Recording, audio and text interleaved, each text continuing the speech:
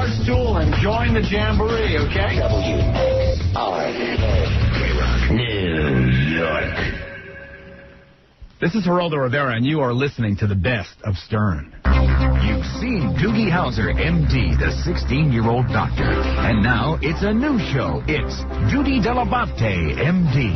Meet Judy Dell'Abate and his pal, Vinny. Hey, Judy. Hey, Vinny.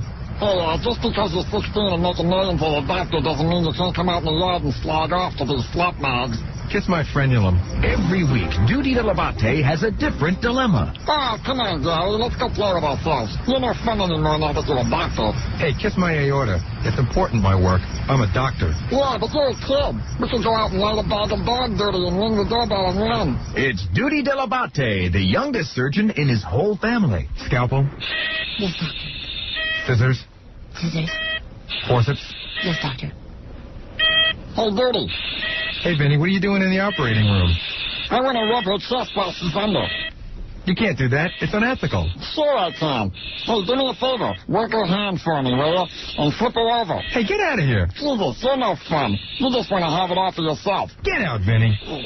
Judy Dell'Abate is a child doctor, but he's also a kid. Hey, Mom, surgery is hard. Yes, it's hard surgery, son. I know, but I'm proud of you. I have one question, Mom.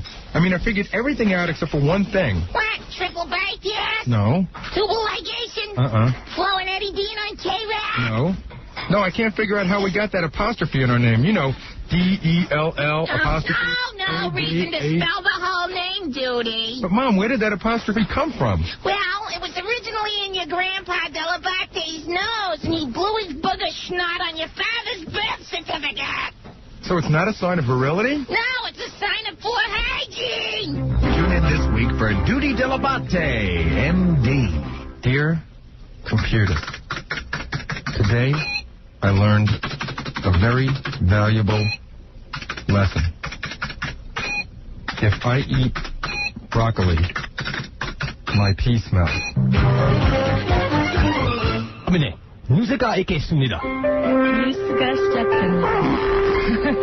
통굴 싸고 있었습니다. 여기 우리의 제키도 바바부이 옵니다. 바바보이. 시계를 하고 바바부이 쌍내울 파고 입목 체외 해쳐서 Fag Ralph 내게 방송에 캣남문 성내울 가지고 오들락에 아기해라. Ralphie, quitcha. 로빈, 몬순 뉴스가 있어.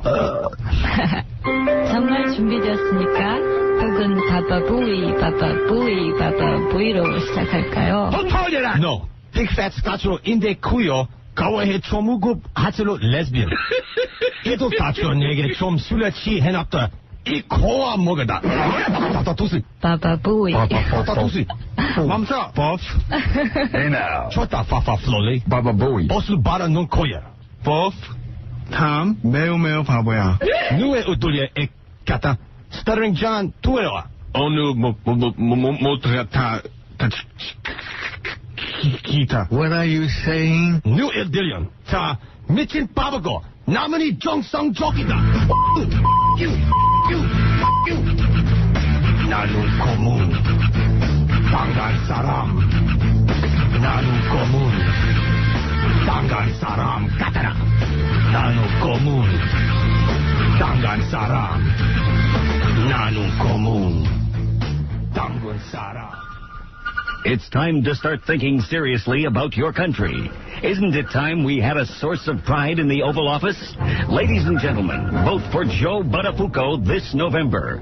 Joe is a family man. That's my son. I'm getting my kids ready for school. Joe is polite. I'm sorry? Fearless Joe was the first candidate to speak to the L.A. rioters. Well, I'm just getting to the point where I'm starting to feel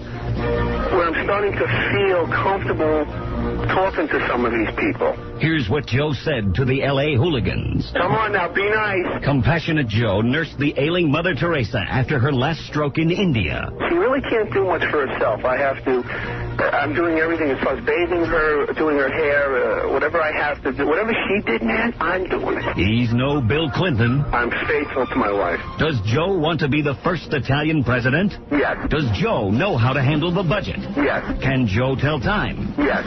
Can Joe talk backwards? Absolutely yes. Joe is very sensitive in bed. I wasn't screaming, was I? Will Joe consider Tracy Gold as his running mate? Absolutely. Joe is also a talented impressionist. He can do an excellent impression of Stuttering John. Well, no. What will President Joe Buttafuoco tell the Japanese to do with our products? Bye.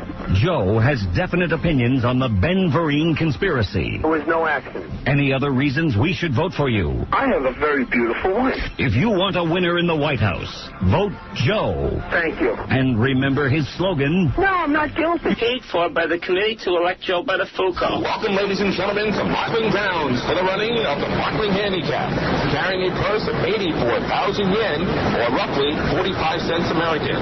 A crowd of well over 7 people have filled the seats today for this historic event. It is now post time, and the field begins to enter the starting gate. The first horse to enter the gate is Howard Stern, who's being led in by his nose, so this could take a while. Now Robin Quivers is in, but keeps bouncing off the front of the gate in her stall. And next, something that mildly resembles a horse, it's Papa Booey Delabate. All in, and they're off. And the favorite, Howard Stern, jumps right out to an early lead and is in front by a half a nose. And what a nose it is. Wow, I haven't seen a nose like that since Secretariat was trotted out in front of a funhouse mirror. Now Robin Quivers draws a breast to put a nip in front. And speaking of breast, it should have a Goodyear sign painted on the outside of it, it's so big. In the meantime, Papa Booey is 5 lengths behind, or 3/4 of a length of his prehistoric size tooth. If Papa Booey, with that mule-like face, was in front, no one could get by him with that wide rump covering most of the track. Now Papa Booey's beginning to break a sweat, and it's pulled at a pink windshield wiper to take it off. Oh, I'm sorry. That's his tongue. Now Papa Booey's beginning to make his move. Look at that horse tooth go. He's too dumb to ever feel tired, and with that dopey look affixed to his face. In the meantime, Howard Stern has regained the lead, but here comes Robin Quivers charging up with her sweet backside really working. No wonder her father fell in love with her. What fine round cakes. Her breasts are now heaving up and down to the delight of the horny fans here at the track. Robin has taken over, and Howard Stern is second by a nose hair, or 6 feet in human terms, and Papa Booey is still third. Boy, is this track sloppy. All that mud. Oh, I'm sorry, that's Gary's drool. Robin is still in front by a team. Can I say that? Now, they're nearing the home stretch, and Howard Stern is in front by an eighth of a beat. Robin may have spun the leg, while Papa Booey is gaining again, tooth and all. Continuing for home, they're 3 across the track. Now it's Howard Stern by a schnoz, and now Robin by a nip. Now Papa Booey by a stinky tooth. Oh, baby, what a race. Wait, Papa Booey has lost touch with reality. He has hooked it right into the stands and is out of the race. Someone call security. We're down to Stern and Quivers, and Papa Booey is nowhere in sight. It's Stern and Quivers to the wire. It doesn't get any better than this. And at the line, it's Howard Stern by a nose.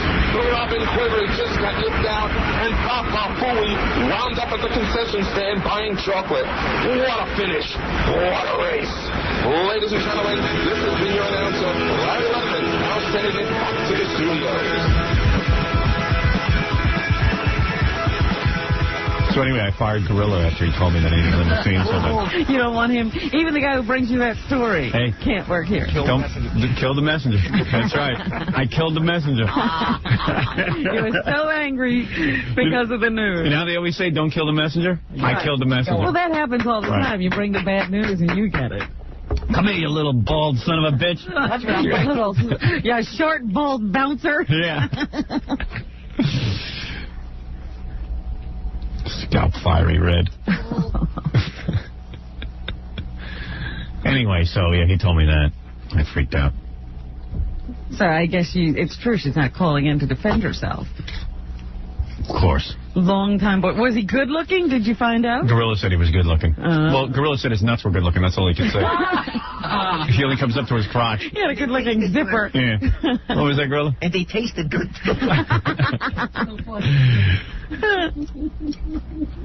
Hey, man, what's your problem? I'm down.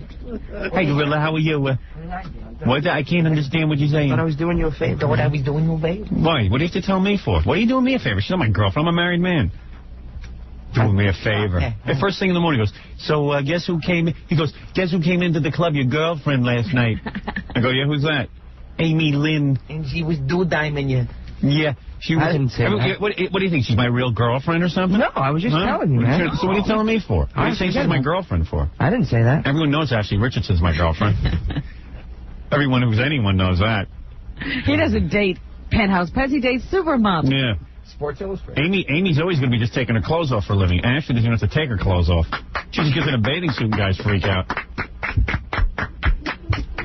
Hey, Gorilla, next time you see me, why don't you just punch me in the nuts? That would hurt me, too. It could have been worse. You might as well just punch me in the nuts if you want to hurt me. It could have been worse. I could have told you the guy actually looked like you. Yeah, did he really? That's what other people were saying. Really? Yeah. He was a tall guy with curly hair? Well, I don't have curly hair. Ralph Was he blows my wearing hair dark glasses? He was wearing shades? No. Did he look, did he have a big nose and a bizarre forehead? I didn't look at him too long, but like 2 people came up to me and said, wow, that guy kind of looks like Howard. Oh, Jesus, you're kidding. No. Yeah, well. You didn't find out anything like what he does or anything? No, but I know she's like very into him. Oh, really? Was she hanging all over him all night? Yeah, I was drunk, she was drunk, I think the guy was drunk, everybody was drunk. Really? Yeah. So what does that got to do with whether she likes him? I don't know. If you have to be drunk to be with a guy, then how come you don't like him? No, I don't. Why was she making out with him and stuff? She was sitting on his lap and stuff. Yeah, figures. And then I sat on his lap. Double crosser. Dude Dimer. Dude Dimer. Dude Dimer, double Really? breasted Some like baby. he sits around and watches other guys make out with beautiful women. Yeah, right. And he thinks he's I didn't say they make out. Can I lick your tongue? I want to see how she tastes. How do you know she's really into him then? She said she was. What'd she say to you? She basically She said she was. she said she really loves him. Oh, yeah? Yeah. Good. Well, she's never on this show again. Ever. Oh. You understand? Thanks to you. Ouch. Ouch. What do you do? You're a bouncer at the club? No, I work in the VIP room. And what do you do there? I basically make sure everybody who's there is taken care of. What do you do? I change the bee cakes. The pea cakes? The little pea cakes that you put in the urinals. Are you done with that? Sometimes then they're in the middle of it and I change it. What do you do there, Gorilla? Like if anybody comes important, like a friend of the owner or something like that. I wipe them. I make sure they're taken care of. They have a waitress and stuff like that. Oh, yeah? Your job is to make sure somebody gets a waitress? Yeah, and they're taken care of. Yeah. And that no one that shouldn't be in that area isn't. The command of the English language. Make sure that anybody's in the area isn't. Do they understand what you're saying? Gorilla's career is frightening. Mr. Badrin, here's your waitress. Ms. Waitress is your Badrin. This is your area. When he's not here, when he's here, he's getting me food. And when he's at some club, he's making sure some other guy's getting food. Right. He's worked that into a career. Right. That's very ingenious. You're like the head food server of all time. He's a caterer. Yeah. I'm a caterer. No, a gaterer. A gaterer. A gaterer. Gaterer. With a G. Of the area. Gaterer. What is it, Ralph? Take that microphone. Attaboy. It's really funny because, Gorilla, says, he works there and works up in the room, and he's like, come by, I'll put you on the list. Puts me on the list. There's a house list or something. Yeah. Nobody ever heard of me. Nobody ever heard of him. I'm like, that's not my fault. That's the way they want to run the club. They don't want to have anybody on the list. So why would you tell Ralph he's on the list? Because I go down and I tell these guys, and they choose to ignore it. They do that to everybody. You invite Ralph, and you say, I'm going to put you on a list, knowing full well that the list is meaningless. No, it depends. Depends who's working the door. Well, why don't you tell him that? I do. This has happened. Really? Last time I just said, screw it, and I walked away. That's not my fault. Gorilla says, hey, I'll put you on a list. Yeah, I'll put you on the list and you won't. You have absolutely no clout at your job. No, I don't. That's the way they choose to run the club. But why would you put him on a list then?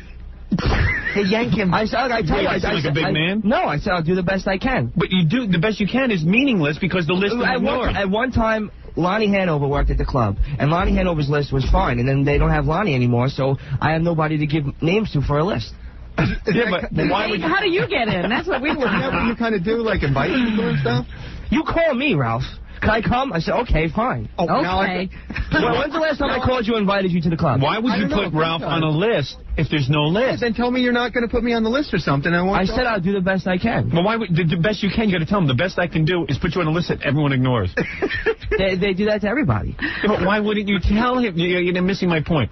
He called me and you work said, at a club, right? Ralph calls me. Listen, you know what? I'm going to tell you something. My time is highly paid for, so I'm giving you free advice. Okay. It's got to be worth something to you, so you should listen. Yeah. I'm going to state my question, and then I want you to give me an intelligent answer. Okay. Or the best answer you can give. He'll do the best he can. All right. Do the best You work at a club, am I correct? Yes. Okay. At that club, your responsibility is that you are someone who oversees VIPs and makes sure they're treated properly. Exactly. Okay. If someone was to call you and say, hey, Gorilla, put me on the list so I can get in to the VIP area, if I was you, I would say the following. The list, there is no list. It is meaningless. They ignore me. Nobody knows I work there. I can't help you. Nobody knows my name. I can't help you. And here is what you say instead. This is what you have been saying in the past. Okay, I'll put you on the list. Come on by. Now can I answer? Go ahead. Okay. At one time, there was a list that I could put somebody on. And was that the time you invited Ralph? I invited Ralph in the beginning. When Lonnie worked there, I gave the time you invited, 3 times you invited Ralph. Has he ever gotten in? Has he ever gotten in? Yes. Oh, he has? Yes. Is that true, Ralph? You got in? I got in once because I stood out there and I waited for somebody else who came by who I knew. Right. But it was never because of Now listen, right. Yeah. I haven't called Ralph and invited him at all. Ralph calls and wants to come, so I said I'll do the best. You've invited me a couple of times, but I've called you. I've called you. But you've called me and you've talked to me on the phone and said, "Come on down." Like I haven't done that in a long time. Yeah, I haven't done that. I haven't done that get in. in well over a month. That was before Christmas. But the times that you did it, I didn't get. Oh, before Christmas. But why would you invite people if they can't get in? Because at that time they should have been able to get in. But they didn't. I wasn't able to get in then either. So that's not my fault. I'm not a bouncer. I don't work Yes, it is your fault. Why would you invite someone and say represent that you could get somebody in and have them come down there and then not get them in? Look, forget it. I don't care. I have never This is awful. I know. I don't actually work the list. Admit you want to be a big shot. Talking about it all. He wants to be a big shot and act like he has some clout at this club. Meanwhile, nobody even knows his name there. Yeah. And then you go inside and he's not really doing anything. What does he do? I don't know. He stands around and talks to the bouncers. I make sure I think they just give him some money so he'll mention it on the air. Yeah. Like maybe once in a while. But honestly, if that was the case, then they have 2 people. Like there's me and another girl. There's me and another girl. Yeah, but she's not on the show. You are. But there's me and another girl. But they always have 2 people working that area. So obviously. There is a position there. She doesn't do anything either? We both do the same thing. We stand around. Yeah, but she's pretty. She's probably nice to look at. Yeah? Yeah. Why are you you know what? Either way, I don't care. I'm getting money and I'm putting food in my mouth. So I'm as good at my job as I am growing hair.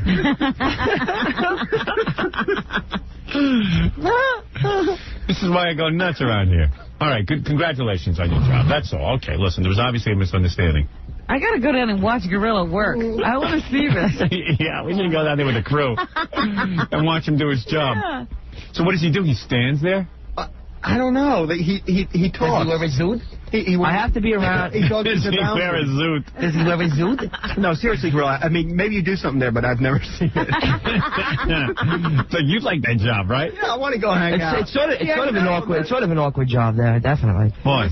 I have to make sure I'm around if the owner, if there's anything that ever happens. At one time, there was a lot of celebrities there. Yeah. So it was sort of like. Yeah. I'm your ambassador. It's sort of an awkward job because I have to be there if the boss comes around. Yeah, but sometimes you know that you don't have to be there when the boss comes around. It's sort of an awkward job. It's sort of an awkward job. Sometimes I'm looking for a job where I don't have to be there when the boss shows up. No, like and being there is like hanging around looking at girls and having drinks. Right. It's like it's an awkward job. Okay. Why is it an awkward Wait a minute. Do you have to pay for drinks?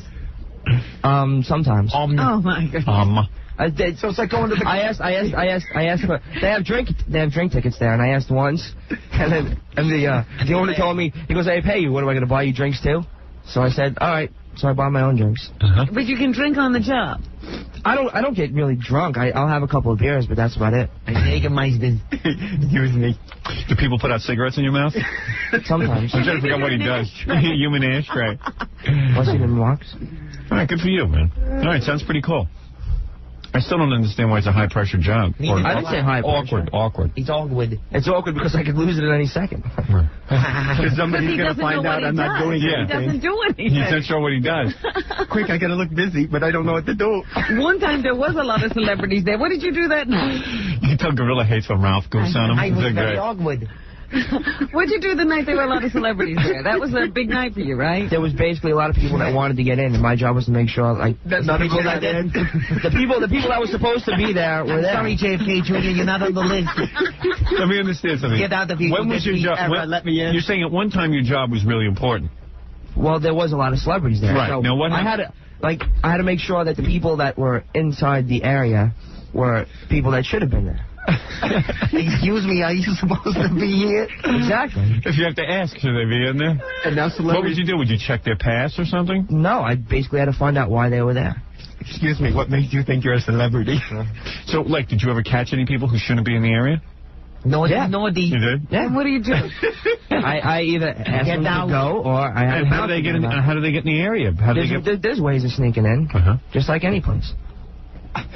They pretended to work there. And did you ever ask a celebrity if they were supposed to be there, and it turned out they were supposed to be there? Not a celebrity, just you know, people in general. How do you decide who's supposed to be there? Like, Yeah. What's the criteria? Basically, if they don't know the owner, they're not supposed to be there. All right. Very good. Well, you clearly know your job. So what do you go up and ask him? Do you know the owner? No, excuse me. Excuse me, do you know the owner? No. Yes. You know this man? Who owns this place? Usually, What's the password? Who's the owner? no, if they're trying to get in, if they say there's somebody and they try to get in, if the owner said if I don't bring them in, then they're not allowed in. Period. So that's it. Right. So that's your job. You had to like cruise the place, but now there's not a lot of celebrities, so now you just No, now the owner just said walk around and fill the place up with good-looking chicks. Good. You know, That's there's no what I do. celebrities because they put them on the list and nobody let them in. Right. You ever get in a fight where somebody doesn't want to leave and it's up to you to get them out? No, that's not my job. No. I wouldn't deal with that. Everybody's drunk. I see. I just go to the bouncer and go, excuse me. Right. All right, very good, Gorilla. All right, there's Gorilla's job. Excuse me. Yeah, he's a tattletale. He's a paid He tattletale. doesn't belong here. Giggy's He's a safety guard. Giggy's eyes. This is very awkward. I don't want to do this. He doesn't know the owner. Right. There, that guy right there doesn't know the owner. I'm a daddledale. Quickly, what's his name? Don't Hey, Ralph, get did out. you like overstay your chance in here? It's time to go, right? No, I'm having a good time. Ralph wants to stay and goof on you. At least I don't have to wear a dress this week, you faggot.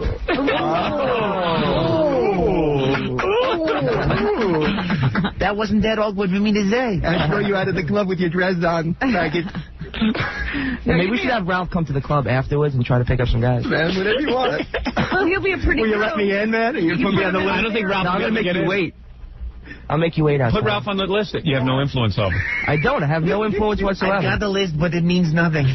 I'll put you on the list, but it means nothing. At least if he said, I'm going to put you on a list that means nothing, you know the score. No, you know what I told? I even told you before. I said I don't know if I can get you on the list. I said I'll meet you outside at a certain time, and then I'll just bring you in myself. I remember that one. Yeah, and you I hung never even outside showed for up, like so? 20 minutes and I didn't see you. Yeah, I told you what time to be there. You weren't there, so it's your fault.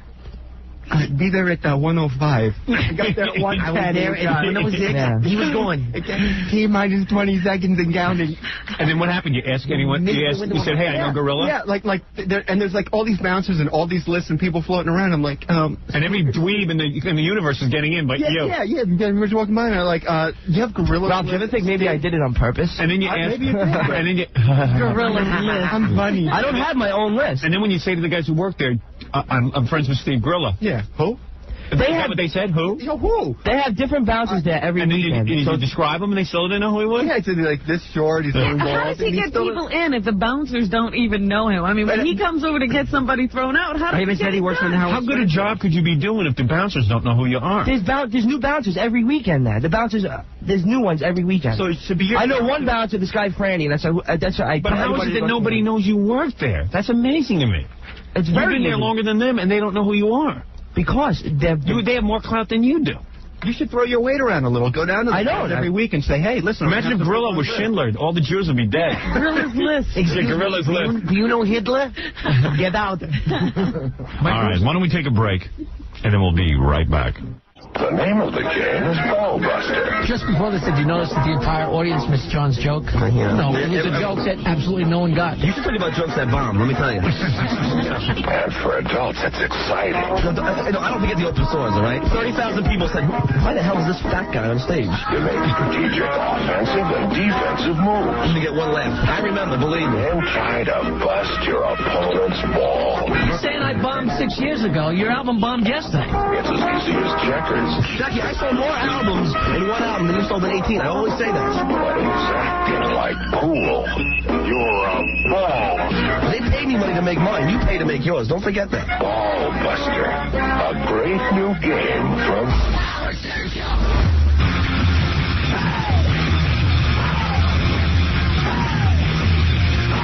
Ralph is a world-class champion glommer. Ralph can ease his way in anywhere. And knowing Gorilla's name actually kept him out of the club. Finally, he knows somebody, and Yeah. he can't get in. No problem here.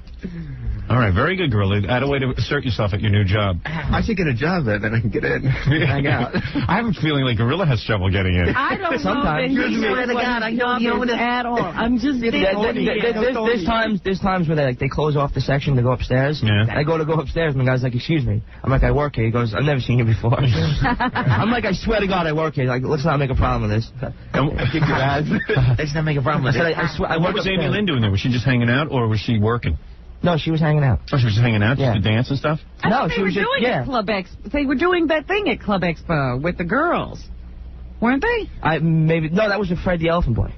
Oh, so what is? So she just goes there to hang out? I guess she just went there to hang out. Like just the party and stuff? Yeah. Does she dance and stuff? She didn't dance. No? She could just sit on a couch all night with her boyfriend? Sit there and look pretty. More or less. What was she wearing? Short skirt. Yeah. Tight top.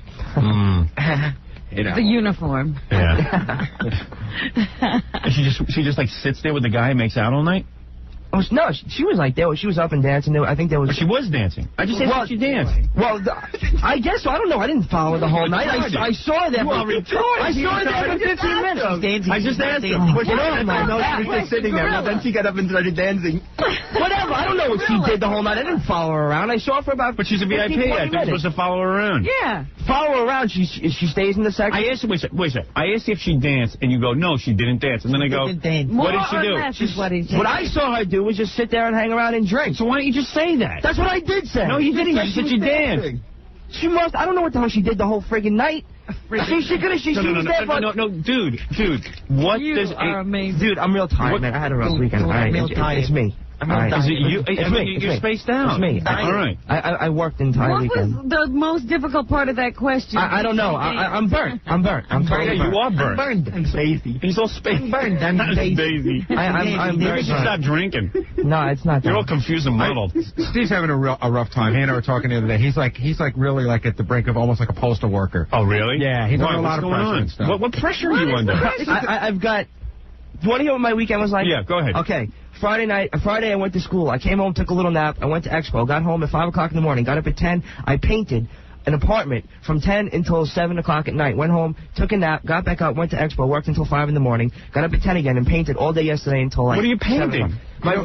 My friend has a side job. He paints apartments, so I need money, so I painted them all weekend. You know what it comes down to? What? The problem is that Steve, left home and he has an apartment now. Who told him to do that? And his parents gutted his room. You know what I mean? His parents what? They gutted out his room. In other words, he's out of the house for good now. Right. And it's really hard because he doesn't make any money and he's broke and I think he's really feeling the pressure of the fact that he now has to support himself. Well, you're in college, right? Yeah, so I go to. Can't your dad help you out with a couple of bucks? My dad helps me out with paying school. Oh, he does? Yeah, which is more than a burden. More than he can handle, I'm sure. Right.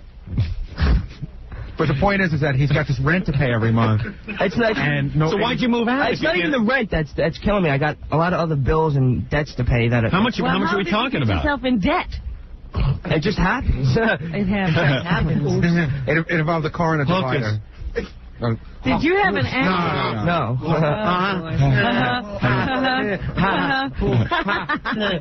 Don't say that. No, All right, you know what? I don't care. How much money are we talking about here that you're in the hole for? Yeah, I was thinking about it myself. Maybe we should all chip in. I was going to give him $500. I don't want that. Yeah, me too. I don't want that. I'd rather work myself. How much you need? I'll tell you what. Working. What do I'll tell you you what. need? I'll give you money. Yeah, I got it. I'd rather work $500 for the rest of till winter ends. Instead of me parking my car in the garage and walking here, I park out front and you drop it off for me. I'll give you $500. That's a job. All right. That way you earn your money. So is that good for you? Does that take care of some things? Is the pressure off? Yeah, it takes care of a lot. How much will it cost me to have you do the same for me? $1,200. Hey, you can have a whole car parking thing. That's right. You're now a valet. You can wear like a little uniform. You're a valet. How much would it cost me if you parked Ralph's car but wear a bellhop uniform? You know Too much. We're just this close to having a stand outside. Yeah. Blue dib. Valet park. Lemonade and car drop-off. All right, we got to take a break. Yeah, Chuck Norris is here with his entourage. Oh, Big yeah? entourage, including his incredibly lovely girlfriend. Oh, did he bring the girlfriend? Yes. Oh, Does he have a super. waitress? Wait a minute, I better check because there could be people in that room that don't belong there. Yeah, why don't you go check and make sure there aren't people in the Chuck Norris You should room? put him in charge of the Jock Lounge. Yeah. Is he on the list? I am in charge of the Jock Lounge. See if he's a celebrity. You're All not right, Chuck I got to Norris. take a break. We'll be back with Chuck and his beautiful girlfriend right after these words. 9 people. 9 people Chuck has? Wow. Check's a There's a publicist. I bet you when he was a kid and they started doing karate and junk, nobody thought that would like afford him 9 He people. looked behind him, nobody was there. Yeah, right. There's a lot of people out there. Boy, that's a good advertisement for taking karate lessons. When you see the young girlfriend and the 9 people. I'm like in the dojo working out now. And Chuck's branching out, you know. What's he doing now? Yeah, I was just looking through his bio. He just recorded the new song to his TV series. Stop, I Is was he gonna singing? say, Oh, he's no. singing. Did he bring it with him? I don't know. I just heard it in the press release. Maybe Chuck we is singing? Yes. could have him sing it here. Yeah, he's got to do it live. I'm going to bust his balls. He's having too good a life. Someone's going to make him Now miserable. he's singing. I wish I could kick his ass, but I can't. He could probably just start pulling on my hair and bring me down to the floor. Yeah, I mean, there'd be no contest. It would be over in seconds. It would be embarrassing. All right. You know, you forget. I was looking at his bio. You forget that, you see him as a TV star, but he's like a 5-time world champion karate expert. Well, he's used to getting his ass kissed, too, because even when he was a karate teacher, people were just walking around calling him sensei and stuff. You know, that's a whole thing at these karate schools. They get you calling their names, master, grandmaster, sensei.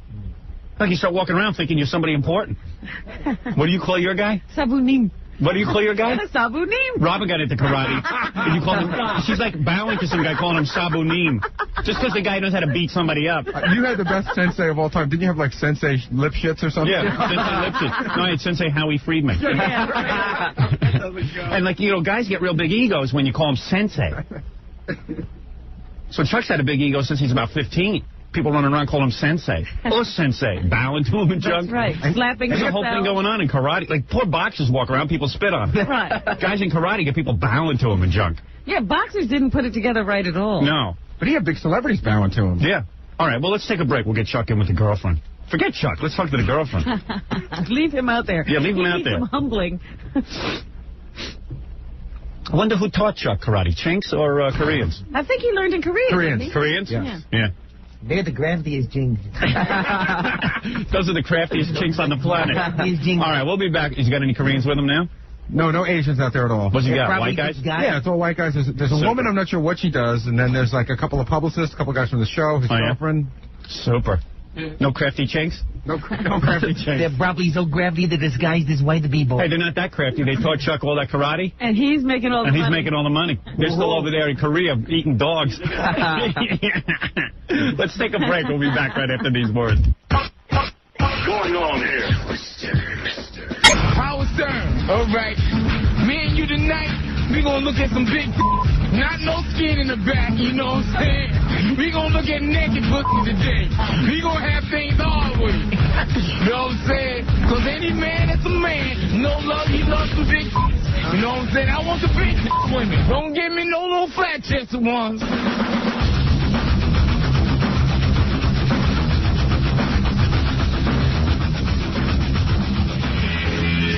All right, let's get right to we're running low on time here, so I want to get right to this press conference. So Stuttering John went out yesterday to... Hero of the stupid. All right, Stuttering John went out to... Where was this press conference? It was at the Harley Davidson Cafe, and it was packed. Well, this was a new crowd of reporters for you, wasn't it? You usually don't see a lot of sports guys. No, it's the same usual idiots. Oh, yeah? Yeah. Like, Doug Johnson was there. From ABC? Yeah. Was he yelling at you? Yeah, yelling at me. Yelling at me, the guy. What, because you were asking dumb questions of a guy who... I mean, LT is going professional wrestling. Yeah, he's doing something dumb, and John shouldn't ask dumb questions? Yeah, that's how it was. They were Personally, I don't think we wrote anything that dumb. No. But, you know, I'm insulted. But you know what the problem was? These were smart. Every one of our questions had nothing to do with wrestling.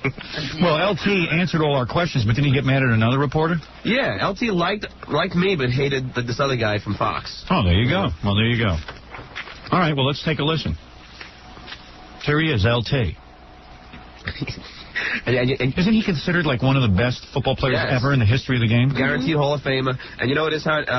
They have all these wrestlers come out first before LT, and they do their whole act thing, you know. I'm going to be able to rule the world, you know, and all that stuff. Right. It's very embarrassing. And LT comes out, and he can't do that. Well, he tried. You know, he did try? Yeah, he makes an attempt. Oh. Do we have that on? Yeah, we got it all. So let's go through the magic of tape. Let's go to that press conference yesterday. Here we are. I don't hear a friggin' thing.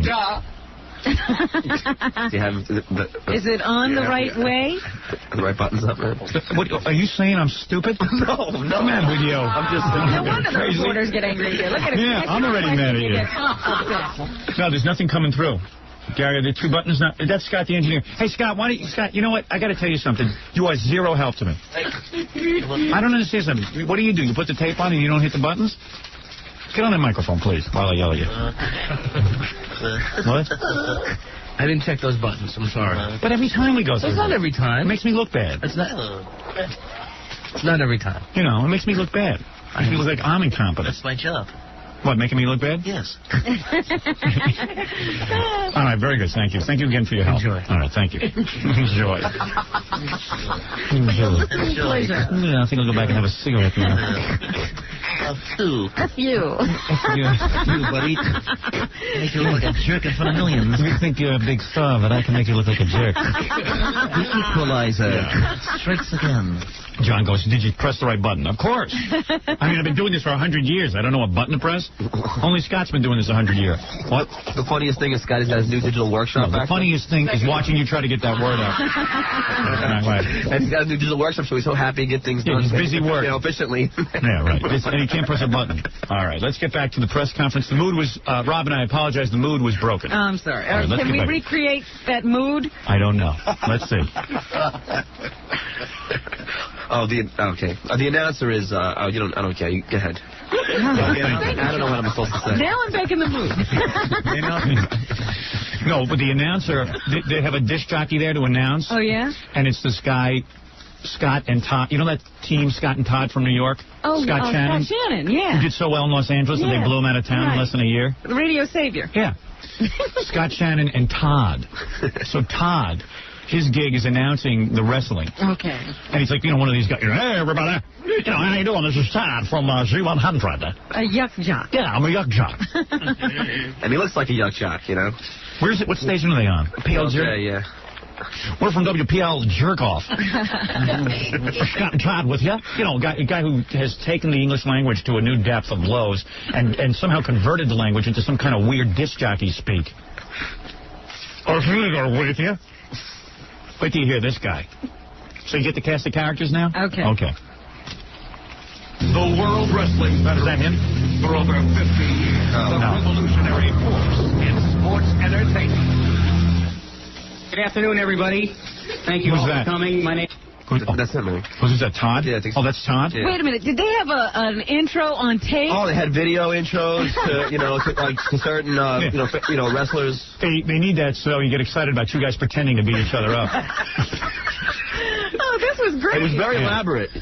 That's not Todd. Oh. It's like there's like 50 people to introduce 50 people. Yeah. So it's a lot of people with nothing to do. It's that great introduction into some guy who you don't know who it is, into Todd, into LT. All right, and we edited this down a lot. It was real boring. I mean, there was like 4 guys who've gotten up at this point. I got to hear that intro again. The World Wrestling Federation. For over 50 years, the revolutionary force. You think something's really happening? Just like a lot of... Nothing's happening. Wow, what's going to come out now? They're going to introduce a guy whose whole career is really over, and this is the last desperate attempt. There's be several guys with paint on their faces, calling themselves weird names. Next press conference we have, you stand there, Robin, and the whole time you just go... And I'll go, here's Howard. Robert's absolutely right, though, because on all the news clips last night had LT was yelling that he's going to kick Bam Bam's ass. Good. That's a piece of tape you want hanging around. That's what career destroyed. All that credibility. There's zero credibility. Down the drain. Somebody said he's getting $500,000 to be in WrestleMania 11. That's what they're promoting. I would say... Then hold the dough and bring on the... I say he's even getting more than that. Really? Would you do it for And him? you know they're going to let him win. It's going to be like a fixed fight. All right, let me hear this. Like the Good organ. afternoon, everybody. Hi. Thank you all for coming. My name is Steve Planamenta, Director of Communications for the World... Director of My name is Communications. Judge Lance Ito. I was going to say, is this the water boy we're talking about? I don't know. Federation. I'd like to thank our hosts here at the Harley-Davidson Cafe for all their help in putting this event on. And I'm going to turn it right over to our host. You hear him every morning on 95.5 WTLJ, and you see him every weekend. Here comes a disc jockey embarrassing the entire profession. Well, Get it's ready. possible to hear him every morning. Everybody doesn't hear him every morning. Oh, yeah, as a matter of fact, according to the last ratings, hardly anybody listens to him every morning. He's talking potential here. Yeah, there is potential for everyone to hear him because he is on a radio station. And if everybody lost their mind and took a lot of acid, they would tune him in and listen to him. Because he's about to speak like no other human being on the planet. The WWF Television Network. How could a guy go into the communications business and not communicate with anybody? But I love he's a morning show host and the voice of the WWF Network. Oh, the network. Of I didn't realize that. Wow. Oh, God, I hate being a disc jockey. What are we doing, making fun of him? He's the voice of the WWF Network. That's why no matter how many, best-selling books I write, or how many TV shows I get offered, or if I get offered films, I still feel like a jerk. I can't believe that anyone takes me serious because I'm in this stinking business. Think about it. These are my peers. If you've seen this guy, it's totally believing you. The totally opposite ends of the world. Really? Yeah. What a dick. Pettingill. What's the guy's name? Todd? Pettingill? Pettingill? I gotta hear that one. Todd Pettingill. Him every weekend on the WWF Television Network. Todd Pettingill. Todd Pettingill. Hello, everyone. Good afternoon, everyone. Before we start, I'd like to show you why I got to host this event. Why I got to host this event? Okay, now what he does now is you're going to hear some silence. Yeah. Because he walks over and pours Vince McMahon a glass of water. That's how he got the job. This is his joke. Oh, really? Got a little setup. Who wrote that Wait till you hear the huge laugh he gets. All right. All right, everybody. Going to hear how I got this job. Goes over, pulls Vince McMahon's pants down. Why is it that every disc jockey sounds like Goofy? Yeah, right. All right, let me hear the laughs he gets. Never try, when the audience is, Doug Johnson from ABC News and all the other guys who, these old Bunch of angry old who are news. angry they got to be covering this story. They don't think they should be covering Watergate. Never try to do a joke. It just doesn't work. Good afternoon, everyone. Before we start, I'd like to show you why I got to host this event. Walk over to Vince. Not a laugh. Oh, what? A couple of people. Those are the waiters. Jackie. The waiters. His wife. Now that I've bombed. Just Jackie noises. I'm trying to find page 12 of the ad-libs.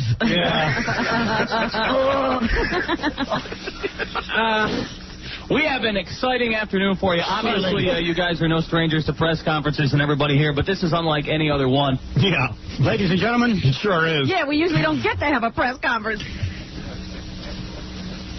Lawrence Taylor. What the hell was that? That was his announcer voice. That was him? Yeah, that's him. He's the guy on WWF. Oh, he went to another voice? Lawrence Taylor. Wow. No shame. Little rap music. LT tries to come out and be a wrestler now. Now he's the new, LT all the years he played for the Giants hardly spoke and like a soft-spoken. Now he's going to be a new Lawrence Taylor. Oh, no. This is the acting Lawrence Does Taylor. he walk out any particular way to this music? Is he dancing? No. He's wearing like a Tarzan outfit with like bone in his nose. A big leather outfit and a leather jacket. Rides in on a zebra. Should have run for the exit. 500,000 is a lot of money, but I don't know. Doesn't he have enough money? Does he really have to do this? Yeah. Yeah. What you be embarrassed already? Really, really nice. I'm going to kick it. It's a pleasure for me to be associated with the WWF. And as far as whatever Bam Bam Bigelow goes, I didn't disrespect him. I was there to have a good time. Just my partner, my pal, Diesel Russell. Is this him trying to be a wrestler? No, yeah. He's Bam Bam claiming Bigelow. that he was at a wrestling match? Yeah, and Bam Bam Bigelow's the guy who's fighting because Bam Bam Bigelow shoved him when he was a spectator at a wrestling match. Yeah. And Diesel is his friend who's a wrestler. Oh, so this is really supposed to have a premise to it. Yeah, well, you got to get into the story. That's the whole wrestling concept. Well, yesterday on the news... This is why the fight is occurring. It's a personal grudge match. Yesterday on the news, they're showing this promo. I see grown adults going to these things. I know. I know. Is it Ronnie Mug? Yeah, oh, yeah, Ronnie orders it on pay-per-view and invites people over and has a party. She scares me, Ronnie. It's like bad actors. Yeah, Ronnie the limo driver.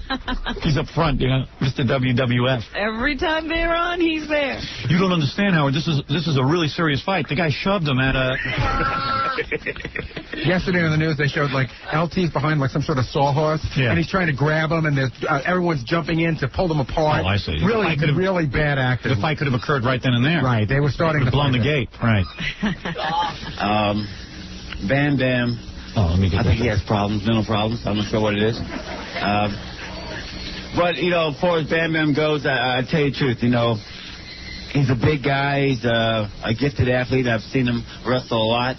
But I've made a lot bigger and a lot better than him retire from football. So I think I can probably do a little something in the ring with him. And I'm not going to let any Easter egg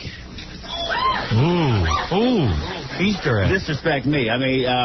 Cool. I am a good role model for the black community. Easter egg. They call him Easter egg because Bam Bam's bald head is tattooed to a head. Oh, I see. I'm lost. Bam Bam's a big fat guy and his bald head. You know what? Don't bother explaining. Okay. Yeah, who cares? All right. I'm a man, and I do believe in having a good time. I do believe in showing respect to people. And I think what he did, that wrestling match in Tampa, was uncalled for. It's the only reason why I'm going into the ring. And who's a better actor, LT or Raquel Bianco? What is it? I'll let you just fall with it may. See, I'm going out there like a bunch of crazed dogs, and I'm going to have me some fun come WrestleMania. All right. And now the press is supposed to ask serious questions. Yeah. John shouldn't ask stupid questions. People are applauding now. Way to go, LT. Congratulations. Nice hearing. And nice LT, how are you celebrating Black History Month? Excuse me? How are you celebrating Black History Month? Beating up on white guys.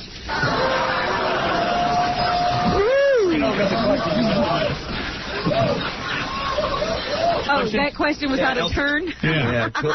I didn't know if he'd do Q&A, so I got one in while he was still doing his thing. Q&A. Question for LT? For LT. LT, why didn't you take any African name? Oh, I hear my name being They're mentioning where John's from. Hey, I'm not in the room. If you run it back a little bit, you hear somebody mumble, "Shut him up." Oh, really?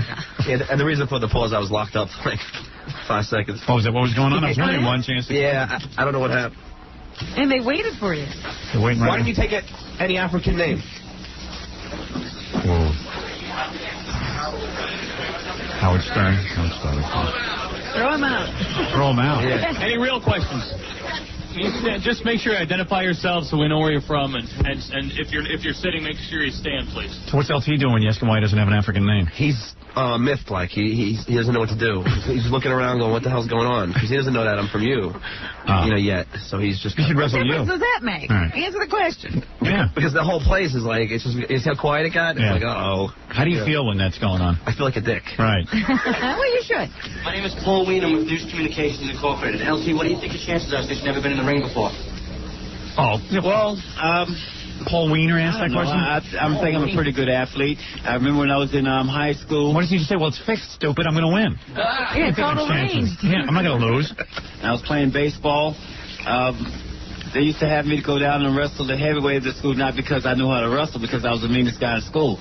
And I plan on being the same type of attitude. LT, did you ever date Nicole Simpson? All right. No, know you are. OJ, guilty or innocent? Innocent. Innocent. Hey, let him get it out. Let him get it out. Give him 5 minutes. 5 minutes. Have you ever wrestled Greg Louganis? Who? Greg Louganis. What about him? Have you ever wrestled him?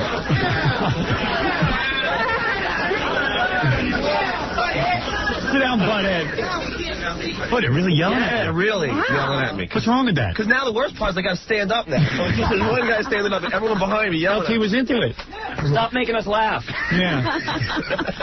What do you say, LT? Have you ever wrestled? No, would you ever?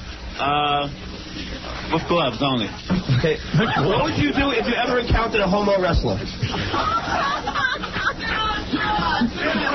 I would probably send him over to Howard Stern's house.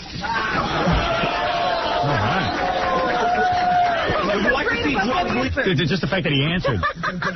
First they're yelling, they're screaming, then they're happy he answered. You know what it is, Howard? They're going by his reaction. If he laughs, they laugh. Yeah, right. If he's angry, they're a bunch of puppet heads. Would you like to see drugs legalized? Oh. Did he have a little problem? No problem. Oh, he has several. You notice they got quiet. Yeah, right. Now it's quiet again. They were just getting into it, now it's quiet. Are there crickets at the restaurant? Yeah, right. Listen. Okay, what about drugs?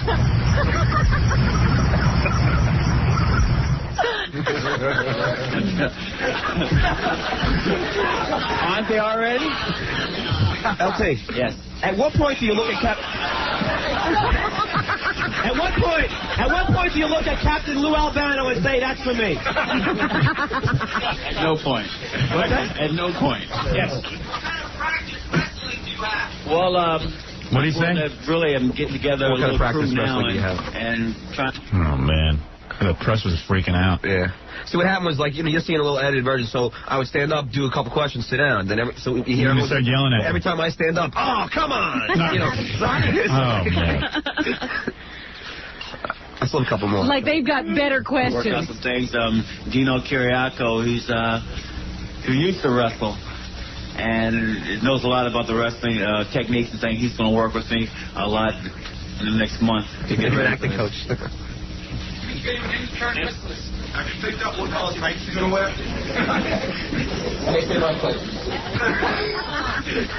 No, I haven't. Not yet. LT, if you know your wife was going to have a severely retarded child, would you insist on an abortion? No, because I hope he grow up like you.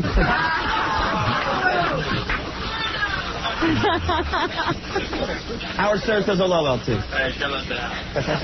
Yeah, great. Don't bring up my name after a stupid question like that. Why do I have to be bloody? You Carl White. Okay, this is Carl White from Fox TV. He's a black sportscaster on Fox. And what did he say? He gets LT a little riled up. Did you get him riled yet? Did I miss it? No, just throw back coming a little bit. Okay.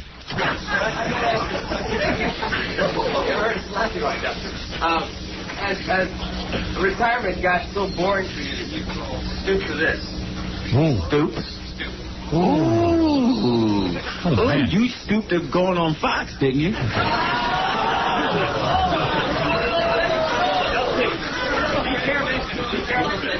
We're going to carry this. I know. Okay, good. Okay. I know. That was kind of a mean question. Yeah. Jeez. Nobody yelled at him when he stood up. Right. John's getting discriminated against. And LT split after that? No, I even asked him a little bit more about OJ. Wait, but you didn't do enough? No, I just felt I might as well follow up on the other one. A follow-up question. Yeah. John's becoming a journalist. He's actually becoming a journalist. He's actually behaving like a journalist. I'm going to ask a follow-up question. I don't play there no more. Actually, I wouldn't call it. I'll think that comment is unnecessary. LT, why do you think OJ's innocent? Huh? Why do you think OJ's innocent? Excuse me? Why do you think he's innocent? OJ. Because I'm a black guy. You're supposed to think he's innocent. Any other questions? Oh, yes. okay. You only wear white gloves. Has anyone spoken to you or voiced their concerns at this point tarnish your entity as a football player? Well, I see it like this. If I put in 13 years of football, and I've done a lot of things that hasn't been done in the world of football. If what I do on April the 2nd It's going to tarnish what I did for 13 years, and the 13 years I put in won't work anyway. So what the hell? Anything else? Man. And that was Doug Johnson's question. Wow. John's questions turned out to be lightweight. Yeah. We went easy on LT. As soon as he heard it was you, though, he started smiling. You know? Yeah, it's better you don't tell him. Oh, no, it was after, everyone yelled it out. I like it better when they hate us. But that guy, when John asked the question about OJ, he just jumped up and cut John off, trying to keep LT from answering. Well, LT will have to be called in as a witness, won't he? You know, if LT says he's innocent, they're going to have to let OJ go. All right, let's take a break. I don't know. Do I want to hear your phony phone call today? I hope so, because I don't know if I can deal with the tension in the back. Really? All right, you want to hear it? I told you I didn't want to miss that. You don't want to miss that? No. Well, were you going somewhere? I'm going to hear it now. Oh, you are going to hear it? You're demanding it now. I can make you wait till tomorrow, you know. No, you won't. The tension's worse in the back office than it was at that press conference. Really? Gary's mad. Even all the interns came up to me after the first confrontation on the air and said, oh, it's going to be fun working back here today. Well, Gary even came in during the commercials and said, I'm really mad at John for making this phony phone call. All right, I'll play it next. What the hell? We'll have fun. If it's great, I'll play it again tomorrow.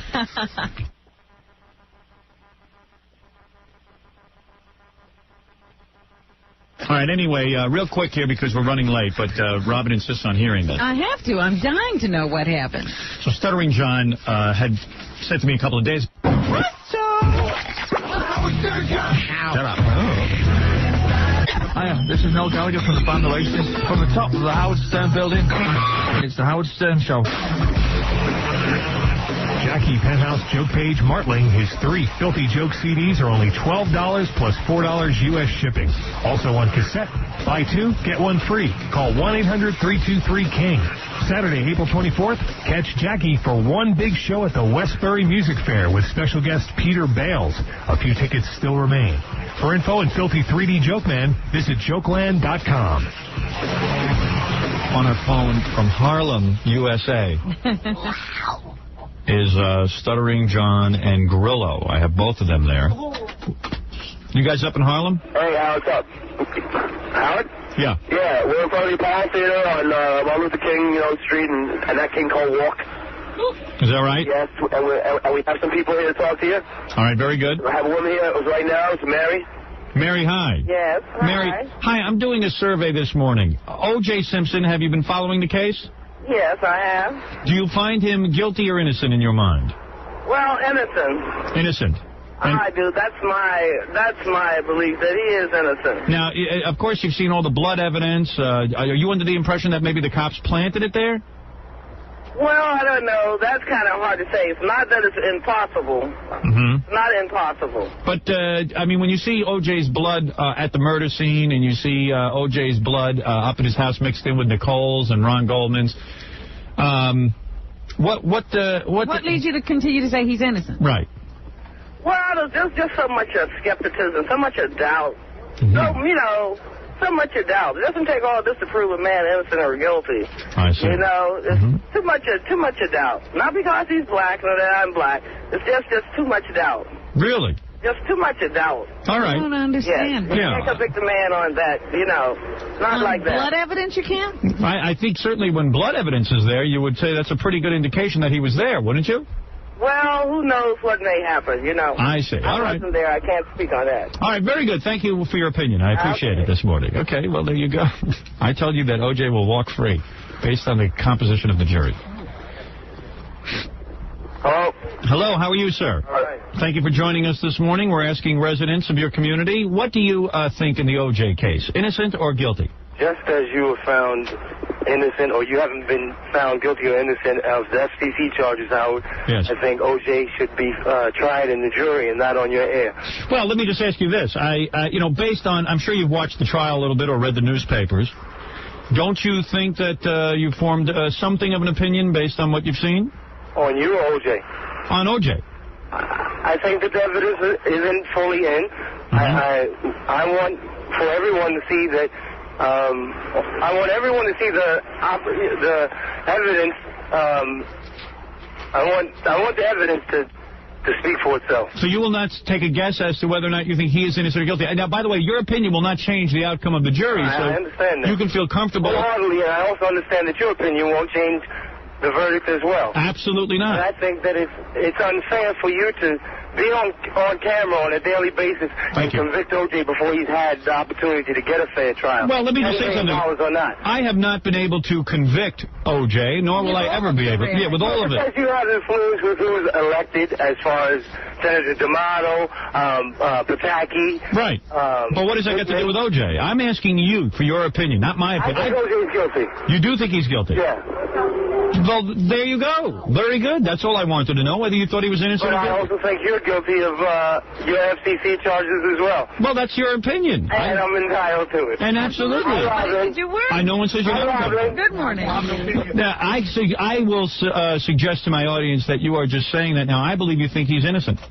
No, I don't believe that, Howard. I'm a man who can speak for himself. I don't need you to dictate what I think. I don't know. You seem awfully hostile. You seem awfully hostile. I'm sorry? I say you seem awfully hostile. All black men are hostile. You realize well, that, okay. Howard? Thank you very much for that. Huh?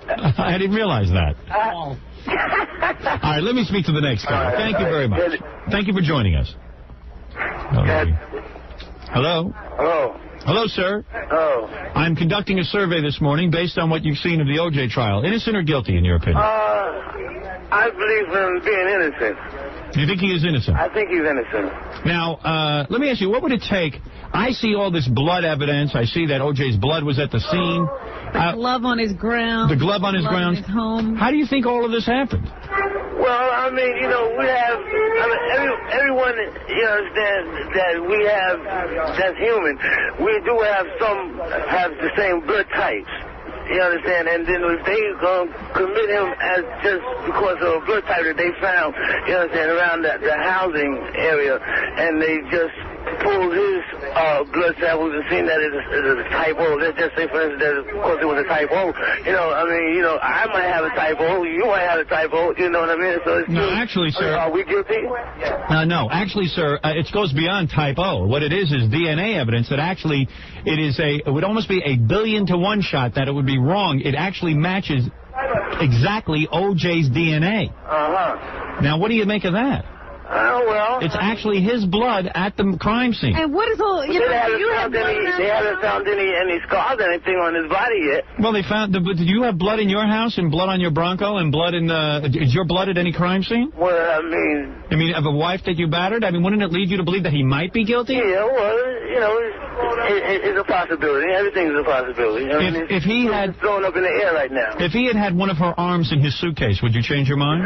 Do you know they just found her arm in his suitcase? Well, you know, as humans, we all have arms, Howard. Well, we all have arms. How can they tell it's her? It's a possibility. Let me ask you a question here. Is it a little hesitant? He just said it. There is a possibility the blood was planted. Oh, I see. Is it a possibility that O.J. did this, or do you think that this is a racial feeling, that like a black guy doesn't want to say? You don't think it has anything to do with race? I don't think in them terms. Those never really at all. I mean, how are we ever going to... Black or white type of thing. How can we ever convict anyone? I mean, quite frankly, here's a guy who had a history of wife abuse. He had a history of beating up women, not only his wife. He certainly had his blood all over the scene. He has no alibi. Wouldn't you say that this is persuasive? Yes, it was sound persuasive. I mean, you know, anytime you have two lawyers fighting against one another, you know, like they're doing now, you know, you're going to always find the greater possibility of one that's telling the best lie. I must tell you, absolutely agree with that. You are very persuasive yourself. Are you a member of the defense team? I have to ask you that. Excuse me? You are not any member of the defense team, are you? No, I'm not. All right, thank you very much, sir. Thank you for your opinion this morning. How we have some nice ladies here? Ladies, good. Okay, ladies. You go, ma'am. Hello, ma'am. Hello? Ma'am, could you hear him, ma'am? Here, take this. Hello, how are you, ma'am? Just handed a beer to somebody. What did he say? He just handed a beer to somebody. Oh, a beer. Hello, how are you? Hello, how are you? Wouldn't you say it's a little too early to be drinking beer? Yes. But you don't care? It's a fun day, right? Oh, yeah, it's a fun day. It's a shopping day. Yeah, absolutely. And let me tell you something. Nothing goes better with shopping than a beer. You know, it's so funny. Right. Yes. Hey, let me ask you a question. The O.J. trial, what is your take on it so far? Innocent or guilty? What is my opinion on O.J. Simpson? Yeah. Well, I don't think he did it. You don't? No, I don't. Now, I'll drink to that. Let me ask you something. Drink to that. Now, let me ask you this. You say that O.J.'s innocent. Now, what do you get thrown at all by the fact that there is blood, O.J.'s blood? I mean, like, your blood isn't anywhere. These buses are going by. Say it again? I say, isn't it peculiar that there's blood all over the place with O.J.'s blood there and O.J.'s blood in the bedroom and O.J. has no alibi and O.J. used to beat this wife? Well, my opinion on that, too, is setup. Thank you. It's a setup. It's a setup. Yeah. You think the cops planted the blood there? Well, I don't know who planted it there. I'm not saying the cops or anybody else. Whoever else did it, you know? Mm-hmm. You think O.J. To me, it sounds like a setup. You think it was a setup? Yeah. Well, what makes you believe that? Because O.J.'s a black man? No, not because he's black. If he was blue. If he was blue, they would do the same thing. And why would somebody want to set him up?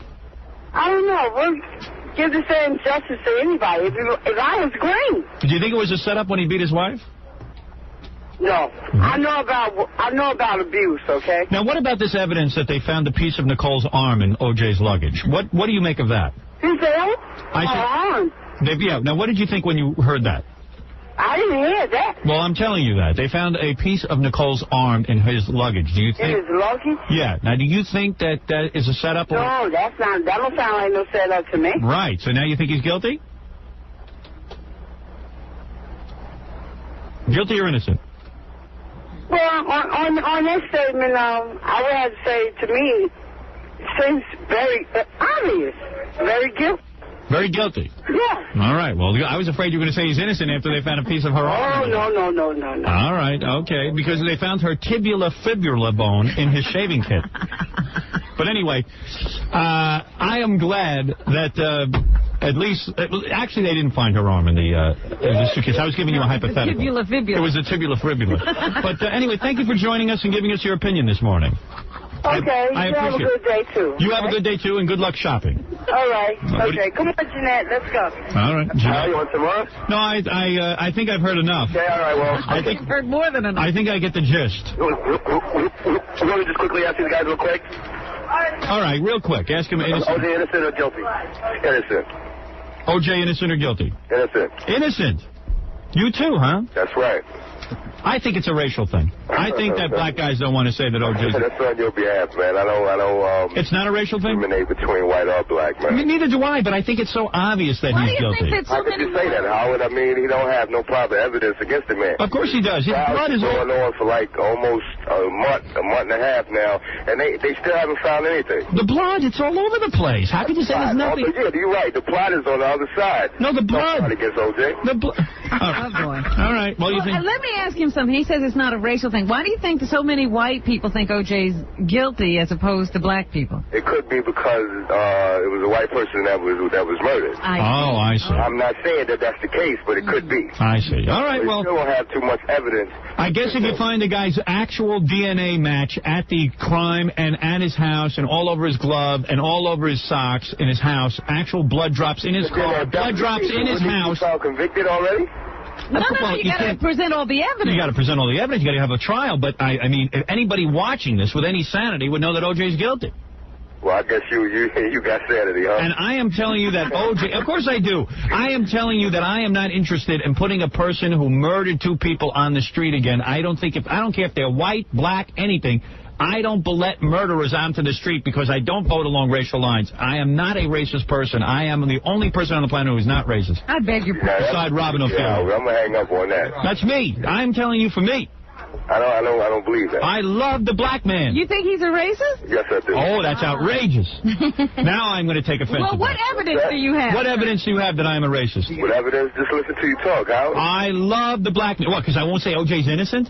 O.J.'s as guilty as sin. I know O.J. Believe that? And what are you backing O.J. for? Leave that up in God's hand, man, and stop trying to convict somebody for something that, you have no proof of. Oh, I got proof. I got blood all over the place. You guys are going to make it. Blood? O.J. You don't have O.J. They did DNA blood. Where's your blood? Has your blood ever been any place? Your blood is in your body, right? That's what it's at. O.J.'s blood is all over the murder scene. On the gate, in the Bronco, with Nicole and Ron Goldman. He could have scraped his hand on the way out 3 days earlier. Oh. Ron Don't tell me you're not. Don't tell me you're not voting along racial lines. I'm not. Oh, come on. All right, go to work. Goodbye. Hello? Yes. Please, I had enough of this. I'm getting sick. Like we've got a plethora of great candidates. All right, one more pleth. All right. Sir? Hello, sir? How you doing? Hey, how you doing? Listen, help me out here with this O.J. mess. Yes, sir. Innocent or guilty? Well, to my understanding, it's sitting there and saying, I don't mean no harm, no disrespect. But to reality of respect, the thing is so aggressive when it's retarded in between, you never know what's what. But I'm going to tell you like this here. I don't mean no harm, not trying to down anybody, not be prejudiced, but you know what? You just have to watch and it'll come out to the watch. You know, it'll come out later on to the watch with who is who. Because things seem kind of sad in between, around a boat, and, you know, and it's like a seas thing, you know what I mean? Finally, a man who's talking sense. Finally, somebody who makes sense to me. You have. Did he answer your question? Yes, he answered the question. You are absolutely right. Am I right? You are so right. I could dance to what you just said. Because I am my entertainer. I'm a singer. I'm going to let me hear you sing something, please. This magic moment, as your lips are close to mine, let forever. Fantastic. Forever to the end of time. I mean, I say what gospel do now. Are you, sir? Are you Benny? I got some posters now. Hey, are you Benny King? I say, are you Benny King? You sound a lot like him. Well, I traveled to Drifters in '87. Oh, really? Yeah, that's true. I traveled with them in '87. Let me ask you this. Ask him anything. All right, let me ask you this. Let me ask you this. You are a philosopher. Let me ask you this. What college did you go to? Huh? Did you go to college? I didn't go to college. Well, you're self-educated? Yes, I'm self-educated. All right. So when you see... So you're saying about O.J. what exactly? Be clear about it. No, well, I'm telling you the truth, but O.J., you know what? I don't know which but that case. I ain't going to tell you no lie. You know, I kind of get me kind of puzzled up on O.J. Well, innocent or guilty? I can't say either one. I don't know. Right. I put it in between. I'm going to do it. I'm going to say it like it. I put it in between. Is that all right? And what do you think of D'Amato marrying Claudia Cohen? Oh, D'Amato. Well, maybe it's a feeling of macho, man. Right. You ever thought about that? Exactly. Sir, you've made the most sense today. Thank you. Yes, sir. Thank y'all very much. Look, I'm with Robert Hanson and the X-Cells now. That's the gospel group. Okay. You want to look out. We got an album coming out called Pray For Me. Mother, pray for me. This is right here. All right. All right, thank you, sir. Thanks. All right, I got to get out of here. I got to get out of Harlem. Really hard? Yeah, I can't take it. You guys are waiting for an hour. All right, one last guy. All right, maybe the guy's... Hello, sir. How are you? Okay, good morning. Yes, but please help me with this. O.J., innocent or guilty? He's innocent, Alan. Innocent, huh? Excuse me? I tell you something. I think O.J. is going to walk free because, as you know, sir... You're a smart man. No. I'm not a smart man. I actually think he's guilty. I got to tell you something. When I find a guy's blood all over the place, and his blood is, you know, this DNA testing is a wonderful thing. When you got blood, you know, on any given night you come into my house, I don't have blood all over my socks. I don't have blood all over my, over the murder scene. Not at the end of my bed. Or no, Robin, be quiet, Robin. Go ahead, Howard. Yeah, I am saying to you that it is outrageous. Robin Ophelia, please. Well, you know, a lot of brothers are mad at you, Robin, that you think O.J.'s guilty because everyone's supposed to... I'm not mad at him. Listen to me. You know that crime... You're mad at him because you've been making a quiver for so long, Howard. No, but you know that crime has been very, very bad in the black community. And other communities also. And you are a hard-working man. Absolutely. And there is no reason why you should be the victim of whether it's black crime or white crime. And the only way that you're going to get people off the streets who are criminals and people who have murdered is if you can't vote along racial lines. You got to say, wait a second, take a look at the evidence. There is blood. Who has more of a history of voting across racial lines? Absolutely. Let's get real with the white man has convicted. The white man. Who has a greater history? Sir, listen to me. The white man. The white man. Comparing apples to oranges. The white man. This started long ago. Let me just say something. You are absolutely right. Question. Yes. If you were a Jewish person and you were being tried by a German court, do you think the Jewish community would rally behind you? Sure they would. Let me say something to you. You are off. No, I'm much smarter than what you're saying. What you are saying is the following. You're comparing Nazi Germany. No, I'm not comparing. If you think that people, you think that the white man is. Don't take it out of context. Well, you just said Hitler and Jews. You can't convict. I said sir, you're part of this society. Howard, if you were being tried by a German court. All right. So you think? Goodbye, Howard. So you think he's an American and he's being tried by an American court. Robin, you're crossed lines already, Robin. I've crossed lines. Oh my. Way crossed lines, Robin. Let me ask you something. What does that mean? I mean, because she's against someone who murders, she is a woman. Excuse me. I know what it means. Please, Howard. I'm talking to Robin. If there is a woman who sees a batterer, who O.J. is, that we know is true. You're convinced he's a batterer, Howard? You don't think he beat his wife? You don't think he beat his wife? He pleaded. He pleaded not. He pleaded. You never beat your girlfriend, Howard? Never. I would never lift my hand to a woman. Never. Your reputation precedes you. All right. Listen, I gotta go. Me too. You made me mad. I don't know how I crossed any line. You crossed the line a long time ago. Thank you. Thank you. I got to get out of Harlem right now. Yeah. All right, goodbye. I can't take Harlem. I can't take the logic. But that is the logic that will make O.J. an innocent man. And how Marcia Clark allowed an all-black jury is beyond me. This woman should be off the case. We were listening out there. Yeah. And it was really funny because that woman, you told her that Nicole's arm was in, O.J.'s house, and it was so painful for her to change her decision. I know. That hurt. She stopped. There was a long pause. Yeah, she goes, well, okay, maybe. All right. All right. Say the arm is in there. The arm is in the suitcase, that's one thing. All right. I guess I'm going to have to change my vote. But you understand that all of this blood evidence is no different than an arm being in a suitcase. He is an exact match. This is it. You don't need, you couldn't ask for more evidence. Of course, there's no videotape of O.J. killing the woman, but you've got to draw certain conclusions based on what you see. And yet, people have blinders on. And the guy's rationale is, hey, for a long time, the white man has always voted along racial lines when it comes to juries. Well, I'm going to tell you something. That is the case. Absolutely. But if you're a black man or a white man at this point and there's a guy murdering... 100%. There were white people being sent to jail. Absolutely. Absolutely. But there were many trials down south where a black man was railroaded. True. Whenever they saw a black guy, he went to jail. Absolutely. And I'm not saying no, and I don't say that was right. But the point is they could convict a white man if there was overwhelming evidence. Of course. Who wants a guy who's that unstable out on the street? Do you think I mean, I don't care what color you are. Okay. There were some cases, maybe there's a fine line, you're not sure. So, okay, you give the benefit of the doubt to your black brother there. But for crying out loud, you don't allow a guy who murdered 2 people out on the street. Do you think the black community would have a different attitude if it were, say, like Marguerite? If Absolutely, but still they would side with O.J. In fact, the black female mentality in many cases is, well, he beat his woman. That it's accepted and it's wrong. You can't accept that. You look in the paper today. There's an article about the problems. The woman who claimed to be raped by Mike Tyson is that Mike Tyson is getting out of jail after serving 3.5 years for rape. This woman can't come out of her house still. Right. She's still in jail. Yeah, they think she's acting. She was raped by Mike Tyson. Yeah, like she's acting. And a lot of black women turn their backs on this woman. You never beat your girlfriend, Howard? Well, yeah, there's a lot of that. Did you kill her? You never beat your girlfriend? All right. I killed my girlfriend once. But she forgot to, you know what it is? I like a banana in the morning. She forgot to buy bananas. Well, that's justified. That's what I have with my cereal. I mean, come on. That's justifiable homicide. No banana. And I guarantee you, O.J. should walk free, based on everything that I see. Unless the 9 or 10 black people on that jury are from Mars, that O.J. will walk free, and this guy will get away with it. Well, I couldn't have been on the jury because I crossed over. You crossed over a long time ago. You crossed over the day you changed your name. All right, let's take a break, and we'll be back with the news.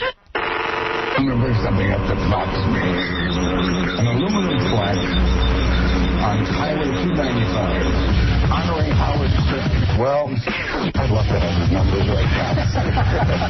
I know what you're saying, but I still don't like it.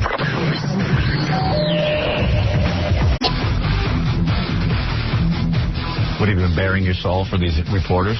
No, they've already read the book. Oh, did they? Yeah. Oh, God. And what do they say? Do they feel bad for you? Now they ask me how everything about life. No, they don't feel bad for me. I did. Think, oh, you're ridiculous. First of all, I have a bone to pick with you. You really hurt my feelings yesterday. I think you're getting to be a very strange Why is that? You're getting to be a very How did I hurt your feelings yesterday? Well, tell us how I did that. Well, I don't even know if I can discuss it on the air. I was really hurt. Wow. This is good news. Yeah, this is good news. Yeah. Well, who would know? Becky's not happy. Why would you be hurt over what? What did I do? I don't think we even talked yesterday, did we? This is why I have a problem. So you don't even know what you're doing. Yeah. Well, what was hurting you? I don't want to talk about it. No, tell me on the air. No, come on. Don't be like that. Then we don't have a good show. Can we guess? Yeah, guess. Well, Gary's got it. Did it involve your book? Yes. Okay.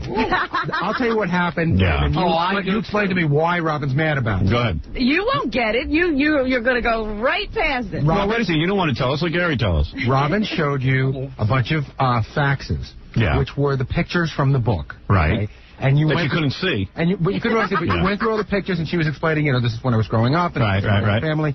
And then I think there was a picture of you and her together, and you said, oh, Robin, please, you're not going to use that. Right. I look terrible in that picture. It's the ugliest picture of me that anyone could find. And then you said something to the effect of, I didn't use pictures like that in my book. Because you know what? That picture actually was one of the pictures that, because I was kind of overweight in Washington and stuff, and Robin was really overweight.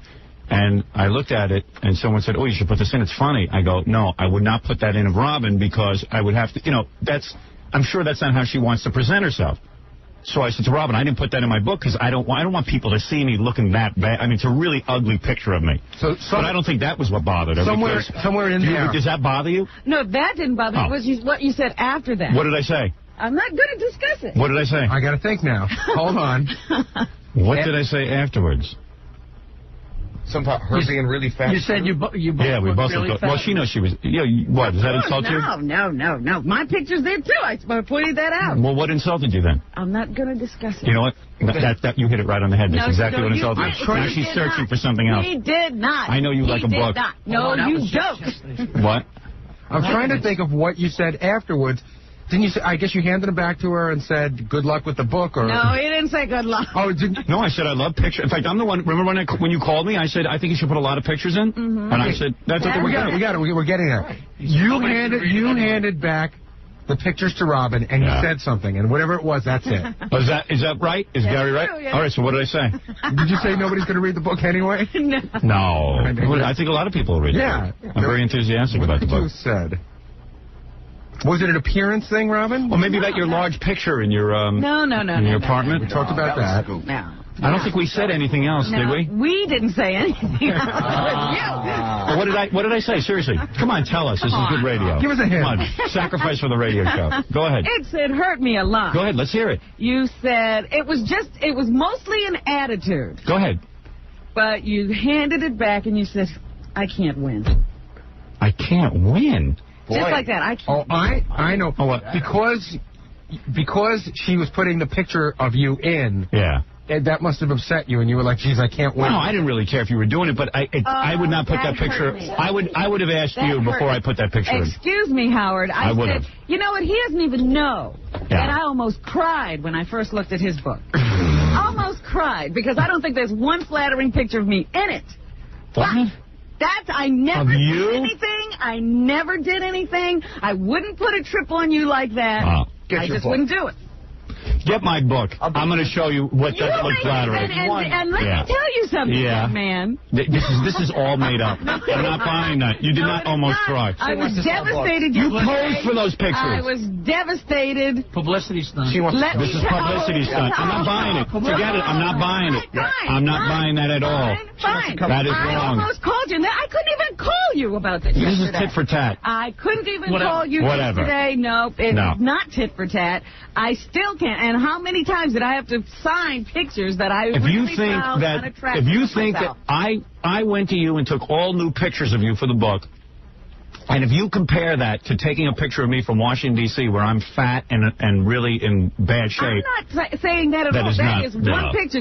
You never asked me once. That picture will now be in every newspaper around the country. There's a line in the bookstore to get the book. Exactly. Stop it. I'm not going to buy into this. Don't even start. Then you have to cry at night. I sat there and I said to myself, geez, I can't even think about this, because if this is what he thinks is attractive, I don't want to think about that. He must find me a really ugly person. I don't want to think about that. You're lying now. You're Colin Ferguson now. You're lying. I said to myself, I know he didn't do this. This is a lie. I know he didn't do this. I don't buy that. Me, so I'm just not even going to say anything or consider it, and I put it out of my mind. Jackie. But now I had to tell you. I'm not buying a bit of it. I don't care whether you buy it. I don't buy it at all. Absolute truth. No, it's not the truth. Absolute truth. Take a lie detector test. Put me up there right now. I'm going to bring one in. You will take a lie detector test? So nobody saw the pictures before you published your book? Yes, I showed them to everybody. In fact, after the photo shoot, I brought them in and everyone saw them. And that was the best one you had. Didn't we all look at it? It was a gorgeous picture. We suggested captions and stuff. Yes, of course. I don't remember being in I this meeting. showed them to you. All right, sure. Right. Please, don't even. You are trying to find a reason to put that in. I said, look at the. So why? So knowing how hurt you were, why don't you take that picture of me out so you don't hurt me? I was going to try, but it had already gone to the pit. Oh, okay. I was crazy. on the phone yesterday. Oh, so that picture's in the book? Oh yeah, I have no choice. In the book? Right. It's going to be. People buy the book. That is one of me. Picture. Of me. I don't care if Robin takes her bad picture, but it's a picture of me. And now she's playing tit for tat. Right. Sure. Okay, it's okay. They had to wait for my book to get an unflattering picture of you to put the paper. Anybody who wants to buy my book and take a look at the pictures of Robin and tell me if those are unflattering. They might not find them unflattering. I you did. do. That was my personal opinion. I see. And I didn't find that picture unflattering of you. Okay, good. You don't find the picture of me unflattering in your book? No. The one where I'm doing a tug of war? Right. But you don't think that's unflattering? No. Is this not your butt cheek stick? I'm about 50 or 60 pounds heavier than I am now. I've got a huge double chin. Yeah, I think and the caption more or less says this is when we were looking at our worst. And you don't think, and you thought I looked good in it. You know what? I got you on this one, and I'm hooking you up to a lie detector test. You're finally going to get your lesson. I am hooking you to a lie detector. Saying in the book about how, because of all the stress we were under, this is what, these are the signs of the stress. So show it on you. Don't show my stress. I do. Okay. This would have been excuse me, you do. You show my stress. I show my stress. And what about me? Yours is in there, too. Okay, mine is in there a lot. Admit that my stress is in there. Your stress is in there. All right. Nah. This would have been addressed months ago. But you weren't trying to show any stress when you put those ugly pictures of me in your book. All right. You keep saying those are ugly of you. Those might be the most attractive pictures ever of Robin on the planet. Well, then, like I said, I don't want to think about what you think of me. That's what I think of you. Right. I see. That's what I think of you. see. That's very insulting. It is. All right. Now we're going to take a vote. I don't want to vote. It has nothing to do with it. Jackie, what do you think of that? Incredibly cute picture of her is that one where we're all standing at Chase Stadium. Yeah. I think she looks adorable. Of course. It's the only one I would use. That one out. And Robin and I have discussed that picture a million times. She doesn't like it or she does like it? She loves that picture of herself. She has it framed. You were in it. That's the only reason that one got in there. It's when she was at her thinnest. I don't even own that picture. Mm-hmm. And gorgeous in that. Of course. Yeah. And Fred, you've seen the pictures of Robin in my book. Yeah, I definitely would agree with you. And in fact, I have you saw me in Washington what I looked like when I was heavy at the famous the famous tug of war picture. Tub of war. Yeah, the tub of war. And Robin and I are in the picture. You could easily cut me out of the picture, but I'm in there in all my glory. You could be lost. That'll now make the rounds as much as my picture of me in my high school yearbook. That'll be in every computer in America. I know. You published the picture of your yearbook. Did I publish it? Yes. No. You didn't put your yearbook. Oh, my yearbook. Yeah, of course, yeah. But you're not in it. That's not the point. What? I'm comfortable with the yearbook picture. It's a piece like I said to myself. What? You that's put that picture of yourself in... I didn't put your yearbook picture, and I put mine. You put the other pictures of me in your book are a mess. Yeah, but you came to the photo shoot and took them with me. Those aren't all photo shoot pictures. Sure they are. Go ahead and look. One from Channel 9. Yeah, but that's where, those are gorgeous pictures of you. They are not gorgeous. Oh, you are just saying this to give me the shit. I'm not.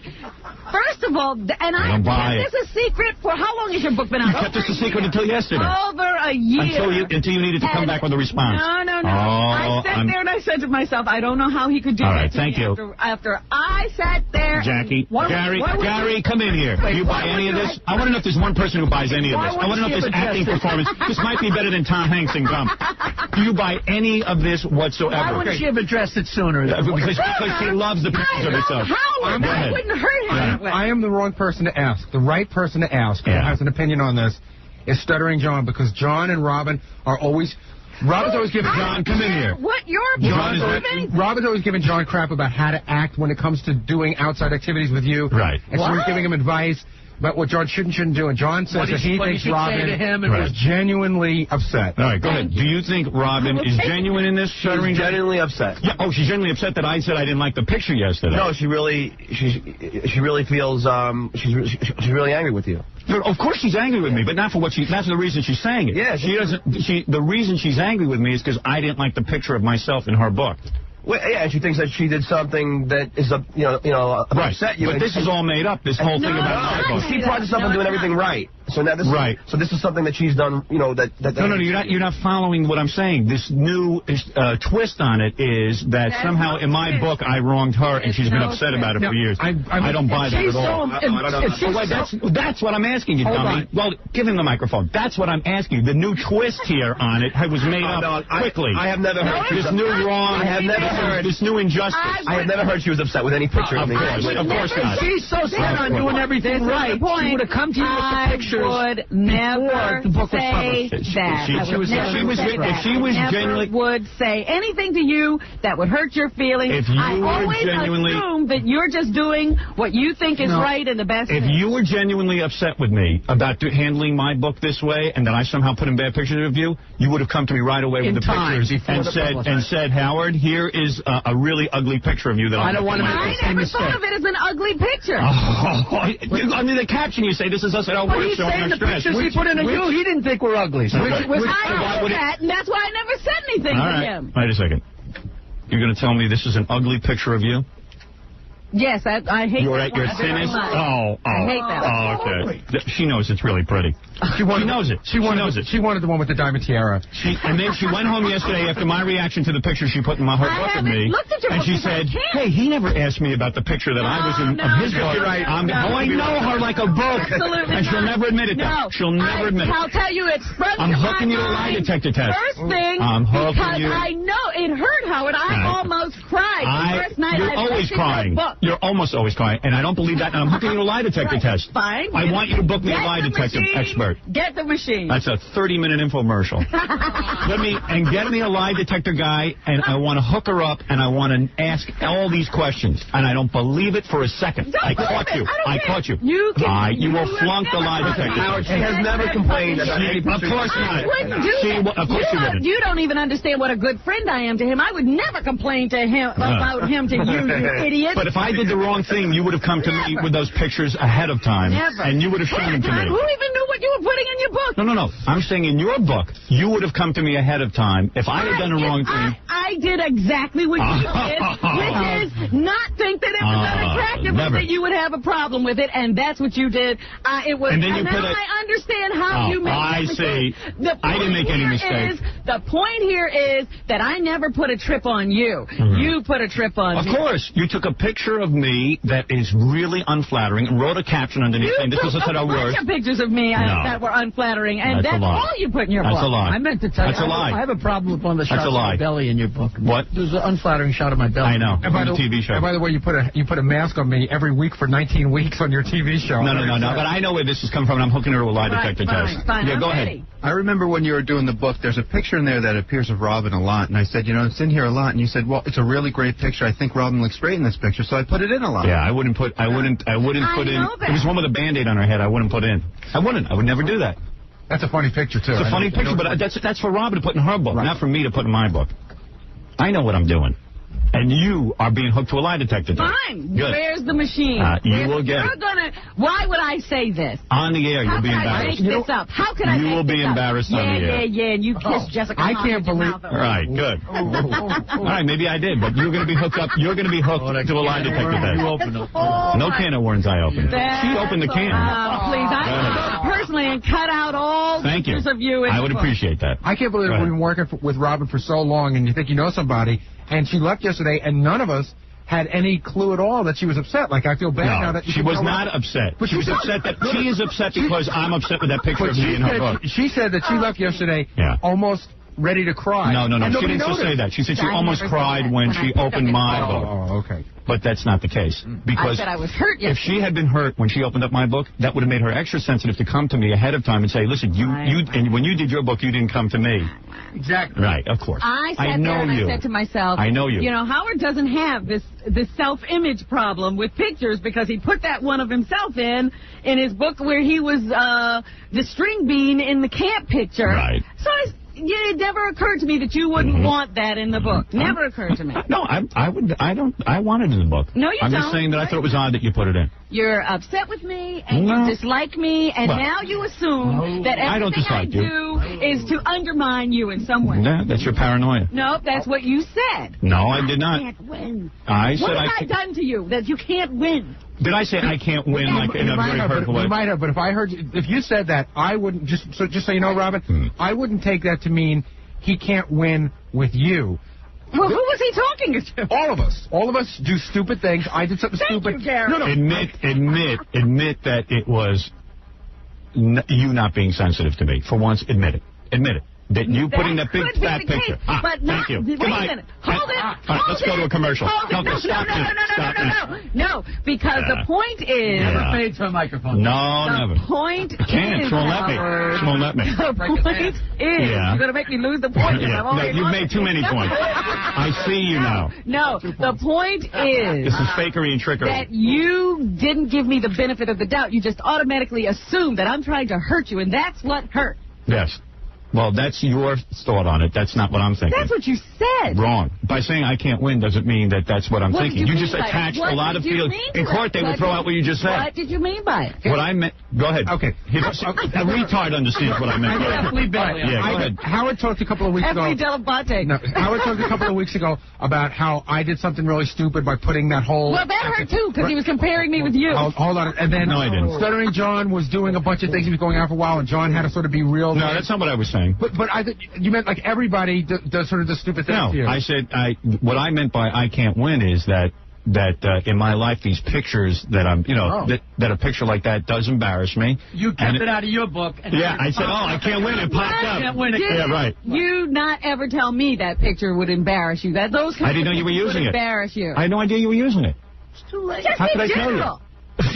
Because maybe I don't want to admit that to people. Howard should make blanket statements in general. He always does this to me. I'm supposed to be able to read his mind. Oh. Poor Allison, I really feel for her. See, now you sound like you're not cured. What about me? I feel sorry for me. I rest my case. You're going to read her book. She's not cured. Well, she's having paranoid feelings. I thought the whole point of the book was that she was nuts and now she's cured. The point of the book is she was nuts and now she's cured? No. She's not cured. The point is, I'm reacting to what you did say this time, not what you didn't say. All right. You can't admit when you were wrong. Look, Howard. This is the defense mechanism. How many times? You know, all I have ever done is consider your feelings. Absolutely. And it hurt to think that you were thinking I wasn't considering your feelings. Did you consider my feelings? Yes, but I never knew you had that feeling. Oh, all right. Okay, well, that's legitimate then. What's the street date on the book? I don't know, but the picture's in there. I'm going to hang you. No, I said maybe, because I don't understand. No, I don't really. You know what? I'm not that vain that I can't deal with it. I can deal with it. I can deal with it. I will sacrifice for Robin. You can deal with it to the... I would only deal with it for Robin, because if you had done it, I would have smashed your head into the ground. You can deal with it to the first day you walk over to Letterman, and one of the pages... I said I'll deal with it. Opens it up as a sign. I said I'll deal with it. You realize that this picture will be yanked out of the second printing, so the first printing will become collector's item. No. Listen, I am dealing with it the way I have to deal with it, and that's it. I'm still trying to get the picture removed. Don't. I want it in there. Nope. If you do, you'll never be able to see this picture. You'll never sell more books if you take. You think Judith would let you take it out at this point? You have no choice. So if I did this, I'd be a dead man. Yeah, well, Robin can get away with it. Because I love Robin, but you dislike her. I dislike you immensely. See, I would think that, like, if Jackie put in his book, he was doing it to hurt me. I think that's exactly what hurt, that you were assuming that I, like Jackie or Gary or anybody else, was doing this with, like... No, you're putting those thoughts into my head. But that's how it felt to me. If you keep saying it, it will end up there. Don't keep suggesting it. I'm as kooky as you are. But anyway, there is a picture in Robin's book that is somewhat unflattering. He couldn't even see it because... I know the picture. Believe me, I know it. That's one I've kept hidden away. But that's okay. I knew you didn't do it maliciously. Jackie and Gary do it maliciously. I've never done anything maliciously to you in your life. Yes, you have. Don't even say that. That's not true. Right. No. It's just not true. Jackie, but not me. All right, that's true. I've done stupid things, but never anything malicious. You're claiming stupidity. Yeah. Robin's claiming that she would never even know that in the first place unless I had told her that would embarrass me, and you're claiming stupidity. The only one thing I have to say about Robin is, does Robin expect you to, like, just walk in here one day and say, I don't like chocolate ice cream, so that everyone knows it? I mean, you're asking Howard to say something that he doesn't like certain pictures when nobody knows you're doing anything with it. I hear what she's saying. She assumed for my book, when I put that ugly, scrawny picture of myself in, that I don't really care anyway if people see me in that condition. Right? Am I correct? Absolutely. And if that was ever a consideration, that picture wouldn't be there. I would do that to myself. I would not do that to you. Right. Gary's not buying it, but I am. I choose to buy it. Gary doesn't have to buy anything. I don't have a problem with Gary and his consumer situation. I was talking about you. Right. My consumer situation? Yeah, what is your... I'm not buying it. Get it? Oh, I see. You're not buying it. Well, I don't know. It's in there, and I will deal with it. I am a martyr. I have to Gary, I'm so upset. No, you're not allowed to be upset. I'm the one who's upset. Now, you always do that to me. Whenever I get upset, you steal my upsetness from me. I gotta go put sandbags in the office so we can all hide behind them. No. There's no problem with me. There's no problem. But allow me to be upset without you being upset. But, I can understand upset. It was this attitude that I was doing something. Can I ask one question? That with malice aforethought. Be quiet. You're out of your mind. I don't think you're cured, by the way. I'm just cured. I don't care. I don't think you're cured. And what is it, Jackie? Well, Jackie has a question. There is no context. Did you express your malcontent with the photos in Howard's book? I would never do that. No. Yes, I have. Who? Absolutely. Who is the person? Absolutely. Name the person. None of the people you know. Well, I'm going to call him right now. Name that person. You can't call this person. Because that person doesn't exist. There you go. His name is Harvey the Rabbit. No, that person exists. Name him now. But not to be on there. I'll do it off there. Just whisper the name to me. Julius Caesar. Give me the last name. I'm going to call her right now. Oh, last night you told her. Is there a person that you've ever told? Get on the air. Is there a person you can name? Anyone in your life? Because I did say that. Was it Colin Ferguson? But she's not talking to me. Who is not? I can't tell you. Tell me the name. My former assistant would know. All right. I will call her. What is her name? What is her first name again? Sherry. Sherry. But I don't know her number. I'll get it. Gary, find me Sherry now. Anyone knows Sherry, Robin's former assistant? Get me the phone number right now. And now I'm calling you out. You will I will take her word for it. Absolutely true. She's probably chopped up in a garbage bag. She wind up. Now, how come you're not talking to her? She's not talking to me. I talk to everyone. What now? What offense did? You'd have to ask her about that too. Oh boy, that could be a good phone call. I smell people. In all fairness, this must have been before you were cured. Right. Robin, you lie. I lie about what? I've asked you many times, and you said no. It was an amicable split. What do I want to discuss this with you for? Everybody go to Spots now. Find me Sherry, Robin's former assistant. I have a question to ask her. You better go to Spots. You're on the line. Listen, and also we have a lot to get to today. No, we don't. We really don't. This is what we have to get to. All right, we will be back right after these words. Well, you can put me in the booby hatch too. There's something very, very wrong with us.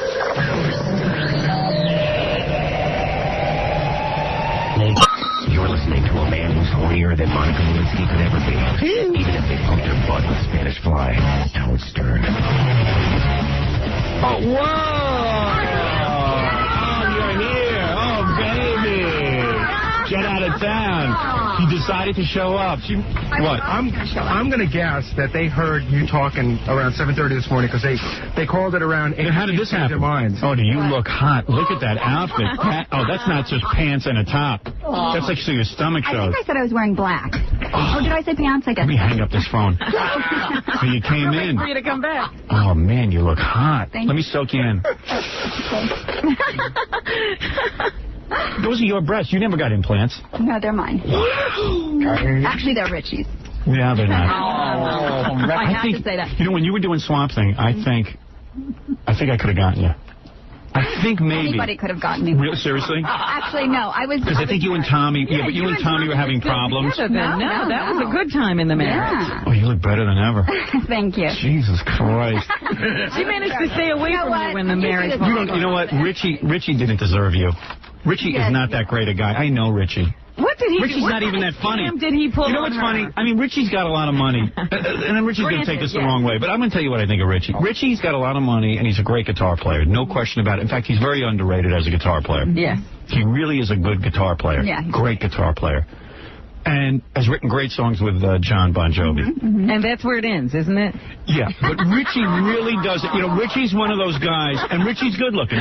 Richie's 10 times better looking than I am. He's not beautiful. I think he's beautiful. He's handsome.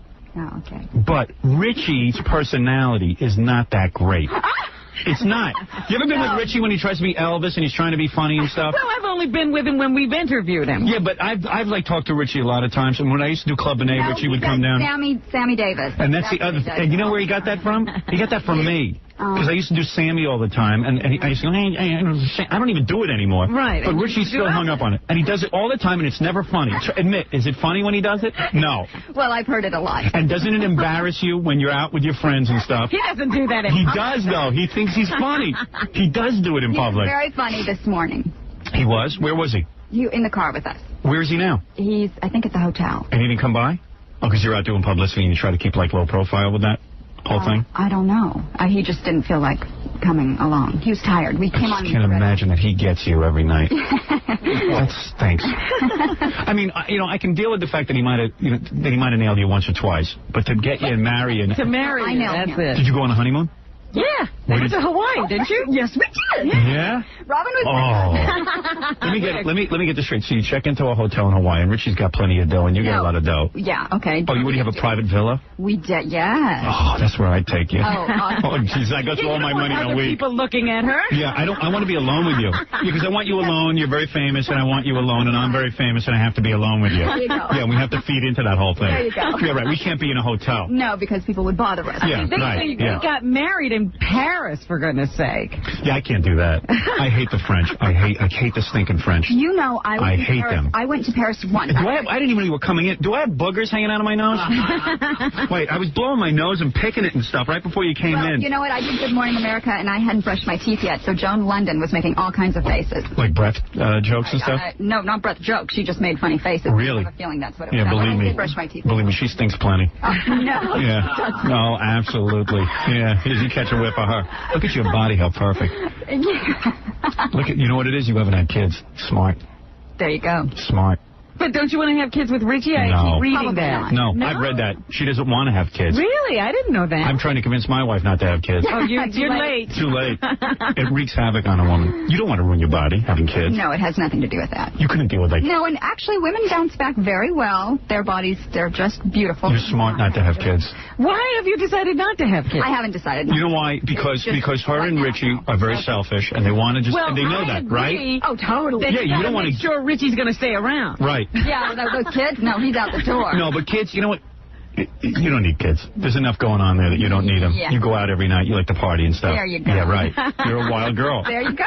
You know, you have a clean image, but you're wild. You have got You are a party girl. You have got me pegged. Oh, man. And you know why Richie's good for her? And one's because Richie can go out with her every night of the week, whenever she wants to go out. I mean, Richie's free. He's not doing anything. Yeah. He can just do his music. Until they start touring. Yeah, if they tour or something, and that's cool. And then by then, you know, Heather's going to be sick of Richie. Right? It's only in a month or two.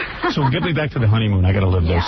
So you have to go to this Hawaiian villa. Yeah, it's an estate. It's not an estate. Now, how do you hook up with that? Like one of your rich friends? I didn't do anything. I Richie didn't lined do this any of up. the plans. He did everything. How did he find a villa? I don't know. All right, so this is a big bucks honeymoon. Beautiful. The villa has a pool and everything. Yeah. And no, it doesn't. Just the ocean. Just the ocean. Mm-hmm. So you get there, and when you check in, what do you got, like servants and junk that serve you? No.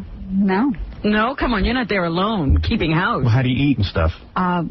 Well, I don't know. I guess there was sandwich meat and stuff like that. You guys probably don't eat, because you got to stay thin. Yeah, there you go. You don't eat breakfast, do you? No, actually, I eat everything. I eat breakfast, lunch, dinner. I eat everything. I'll give you 10 grand right now if you have sex with me. Swear to God. 10 grand, that's it? No, I mean, come on. I didn't tour with Bon Jovi. Half a fortune. Right. So, wait a second. All right, now. I love you, but I love my money more. Okay. Well, I love your money more, too, so there's no deal. So listen to me. So you get to this Hawaiian villa, and do you guys make love right away? I don't remember. Oh, you liar. Don't you lie to me. I'll turn you over my knee and spank you. You won't know what hit you. Yes, please. I know you like that. Now, wait a minute. Did you spend a night in Paris in a hotel before you flew off to Hawaii? Yeah, we spent about 4 nights in Paris. So they made love there first as man and wife. Forget about that. I want to know what goes in Hawaii. At what point do you get into, what do you parade around the house in? Are you naked in the Hawaiian house? Bathing suits. Bathing suits? And what do you wear, a thong and a... Yeah, sure. Oh, Jesus Christ. And you just parade around in your thong? Totally. Are you topless? Only for the honeymoon. No more now. Now I wear big girl underwear. Are you topless when you parade around the house and stuff? No. So you wear a thong and a top? Yeah. And you wear, high heels with thong and top? I have. Oh, really? You tease. But not in public. That's embarrassing. Oh, Jesus. And Richie's good in bed? I bet you Richie's not as good in bed as you think he might be. Let's think about this. Cher was pretty sad to lose him. There you go. That's true. Okay. If she couldn't live with that. My parents are listening. Oh, My mother doesn't know I have sex. Turn off the radio. Your mother doesn't know you have sex. No, my mom does. My dad doesn't. Is your mom hot? Yes, she's. But Richie's trying to work a mother-daughter thing. I know him. He's probably laying in bed saying, how do I get the mom? And you got sisters and stuff? Is your sister hot? 2 of them, yes. Oh, Jesus. Do they parade around in thongs, when you have people over and stuff? You have pool parties? No, they don't. You didn't take anybody on the honeymoon with you, did you? No. You don't bring people with you? No. It was just you and Richie? Well, there were people that had to come because the paparazzi came by boat in our backyard. Oh, really? And that turns you on even more. Yeah. You complain and bitch and whine the whole time, but meanwhile... I go, give them a glimpse, Right. No, actually, they got no glimpse. They got no money. But it's a turn-on, in a way. No, it was kind of a drag. It did restrict some of our activities. Did you make love in the water? I don't remember. Oh, that's a yes. And you love sex? Do you? Do you love sex? My mother's listening. Oh, screw her mother. I forget her. Oh, stop I want to know. Don't say that. I mean, I love your mother, but... I'm going to die. Hey, Heather, come back here. You're promoting a new TV movie, is that correct? Actually, a miniseries. This is a good move. If you do pull high ratings with this, that establishes then, you... you know what? I'm never coming back here. That's it. She's dropping it. Yeah, right. This must be pretty important for you to show up. Now, this is called Texas Justice. Now, what is this about? You play a law person? It's, a what? Like a sheriff or something? Exactly. You play a sheriff? Not even close. What do you mean Texas Justice? What is that? It's about this man. It's a true story about 20 years ago. It takes place in the 60s and 70s. And this very wealthy man married this kind of party girl. And you're the party girl. And what do you wear? You wear any good outfits in it? Very, very good. What do you wear? Well, I look like Cher a lot in those, those outfits when they did those things. Cutaway outfits? Peekaboo? Bell bottoms. Do you wear bathing suits? Yeah, thong? But no. Were those in the 60s and 70s? Who cares? They could take a little license. You don't wear a thong? No. What do you wear, bikini? Yeah, the unattractive ones that go kind of low. And do you eat it all to get in that kind of shape? I eat everything. You're not wearing panties today, I know that. Yes, I am. With that outfit, you're wearing panties? Sure. Panties. Sure. Jackie, you think she's wearing panties? I hope not. The line right Let me see that. There's the line right Can you stand up and model a little bit? Yeah, she is. Oh, look at your body. Every woman should look like you. Christ's sake. Jesus Christ, what I'd do to you. Can I say what I would do to you? No, why?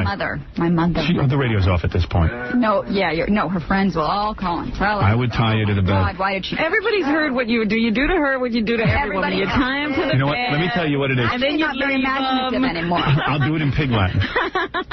I-U-A-T, Edbe. Your mother doesn't know pig Latin, does she? What was that? Oh, man, what I'd do to you. You wouldn't even know. You wouldn't even know the kind of pleasure. I didn't ask what you were really going to do. I said, I'd give you 50 orgasms. You wouldn't know what hit you. I would. You know what? Someone like her, I'd want to please. So I would do a lot of stuff I don't enjoy doing, but I think I'd enjoy doing it on you. Wow. Oh, man, what I would do. I know I'm repulsive. No. You think I'm repulsive? No. You think Richie's better looking at me, huh? I think he's beautiful. I have better hair. I think he's losing his hair. No, he's not. He's not? I wish he would. Maybe he's losing his talent. Try that. Right. Does he practice guitar all day or doesn't even care? No, he just hangs. He's very, very good. Is he writing love songs about you and stuff? Sometimes. Yeah. Oh, that'll ruin him. You have to write love songs about Heather. Yeah, right. His career's over now. He'll turn into a real wimp. And what does Richie do all day? Does he hang around just like... No, actually he works. They're recording a new album. Oh. And all that. And they tour, I think, in May. They start a tour. So he's working. You know what I hate on Melrose Place? What's her name? The new one, the porno star. Tracy. Ugh, get her off there. Why? What's she doing? She's not as hot as the other girls. Oh. I'd lose her. You don't watch the show anymore, do you? I watch it every week. I heard you don't watch it. Are you kidding? No, I got pissed off at the beginning of the season. I didn't think it was so good this season, and then it got really good. Now it's really good again. Now it's great. Yeah. It's getting kind of... And you got cancer on the show. For a minute. Yeah, you'll be back, right? Yeah, I mean... Don't lose my hair. Yeah, right. Oh, you won't lose your hair. Amanda, lose her hair, please. I don't want to see that. I just want to see... Why are you never in bathing suits on that show? I am. I've been a couple of times. I opened my mouth and I said, I'm over 30. They're not putting me in the pool, and they did. I've never missed an episode. You realize that? You realize how pathetic my life is? You have, because if you saw it, you would see that I was in a bathing suit. I'm telling you, I never missed an episode. Well, how did you miss that? Yeah, twice. Hey, you know, I watched Melrose Place when no one watched it. See? He's not answering the question. I was... what? I just don't recall. I was twice, and you missed it. I don't know why I'm zoning out on that. Over that. But I've seen every show. I'm pretty sure. You just close your eyes during... You know who's hot is the redhead. Yeah. Laura, what's her name? Laura Layton. Sydney. Yeah, I'd love to do her. You and her together. But she's got a boyfriend. Yeah, it's the guy on the show. Grant. Jake. Yeah. He seems like a real bubblehead.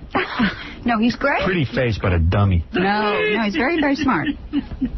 Trust me. And you ought to get rid of that Italian doctor, too. That character isn't played out. Get rid of him. Wait, the Italian Thomas, Michael. Yeah, get rid of him. Oh, that guy. Yeah, he's too much of a pussy. Get rid of him. Get rid of him.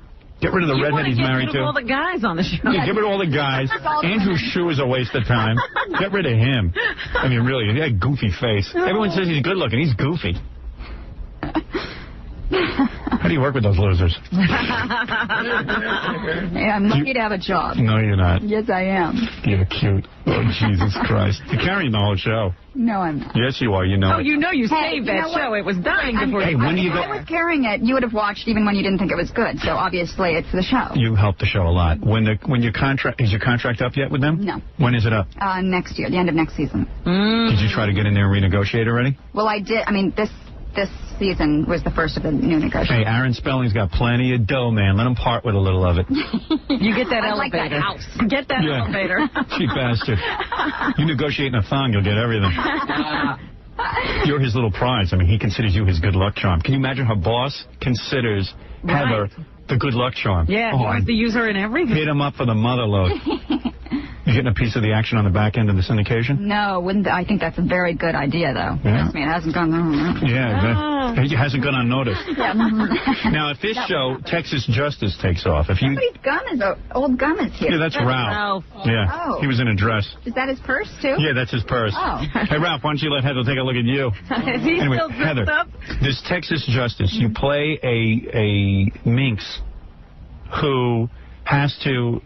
What do you have to do in that? Now, does your husband somehow die or something? He actually, this is what happens. He... Look at Ralph. Hey, Ralph, say hi to Heather.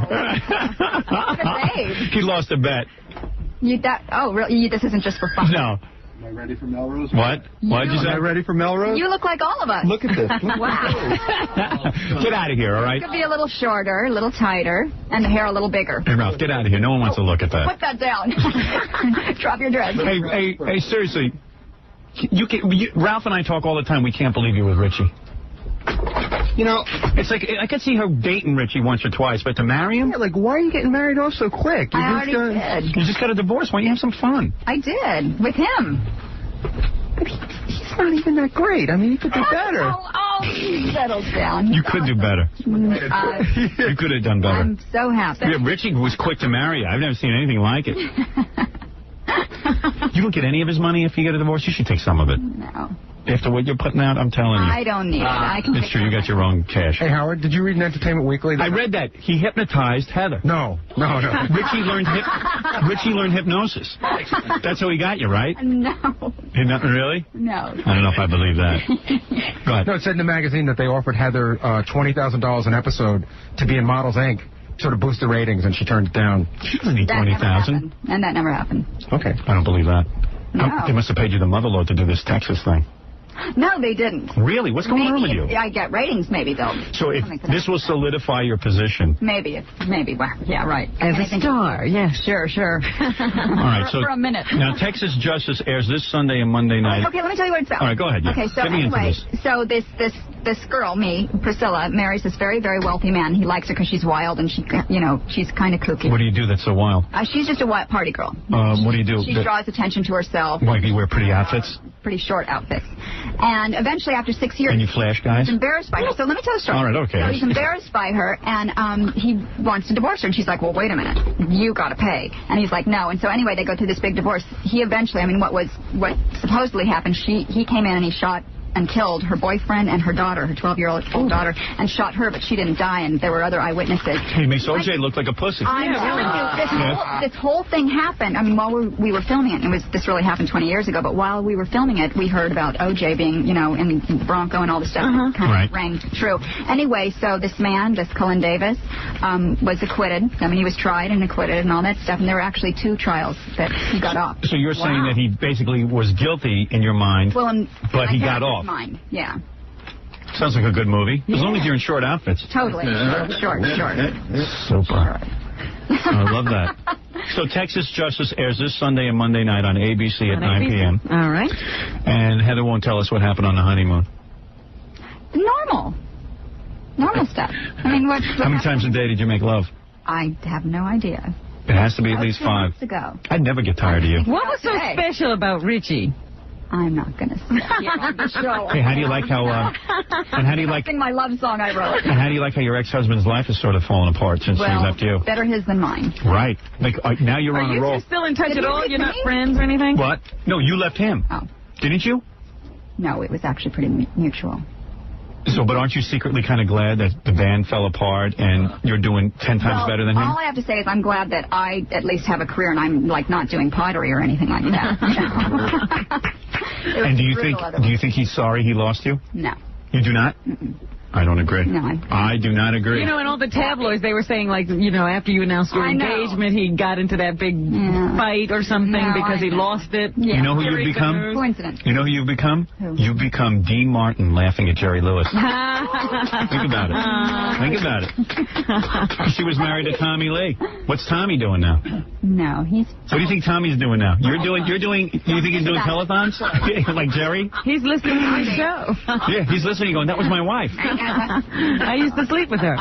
Wow. I would never get tired of you, that's for sure. Jesus, I'd worship you. I'd worship your feet all the way up to your head. Yeah, but you're used to that. No, I'm not. After married for 7 years, they don't do that anymore. Really? No, I would do that. I don't even know where to stare first. I'm staring at your chest, then your stomach, then your face. The whole package. I don't see anything wrong. It's very confusing. I'm looking for something bad. It's very confusing. Get Ralph back in here. Yeah, you need something like Ralph. You got to go? Yeah. Like, where are you going? Regis or something? No, I'm going to PSA, I think. Oh, I see. All right. Anyway, I want to thank you, Heather, for coming by. Yes, that was a nice surprise. Do you think we should hug goodbye, or would that be inappropriate? Maybe the next time I come. All right. I'll look forward to that. I think Heather's pretty repulsed by me. Leave something to look forward to. No. Heather's new TV movie is Texas Justice. Of course, she has just gotten married to Richie. Sambora. Yeah. Okay. Whatever. To each his own. Everybody. Take that name, notice. Hey, look. She's not Heather Locklear Sambora. No one wants that. Heather Locklear's long enough. And the show will air this Sunday and Monday night. Yes, Heather will be in bathing suits on ABC at 9 p.m. So be sure to tune in. All our fans should tune in because, after all, Heather was good enough to come in. That's right. She didn't have to. She's on a roll. She could have blown us off. But you did the right thing and you came in. Oh, I always good person. Yeah. All right, and we'll be back after these words. What is? I don't know.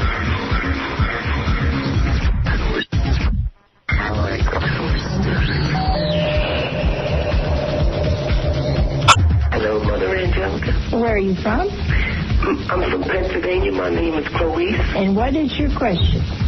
My question is, would you spread for Baba Booey? Would you what? It's one of those bad calls again. You know, I think so many of you out there are so sick. And you don't really realize how sick you are when you call this station and speak to me and my guests in an insulting manner. Okay? I think in your mind you don't know any better. And I hope and pray that you will look at yourself and think again of the dignity and love with which God made you, and that you are reducing yourself to an animal.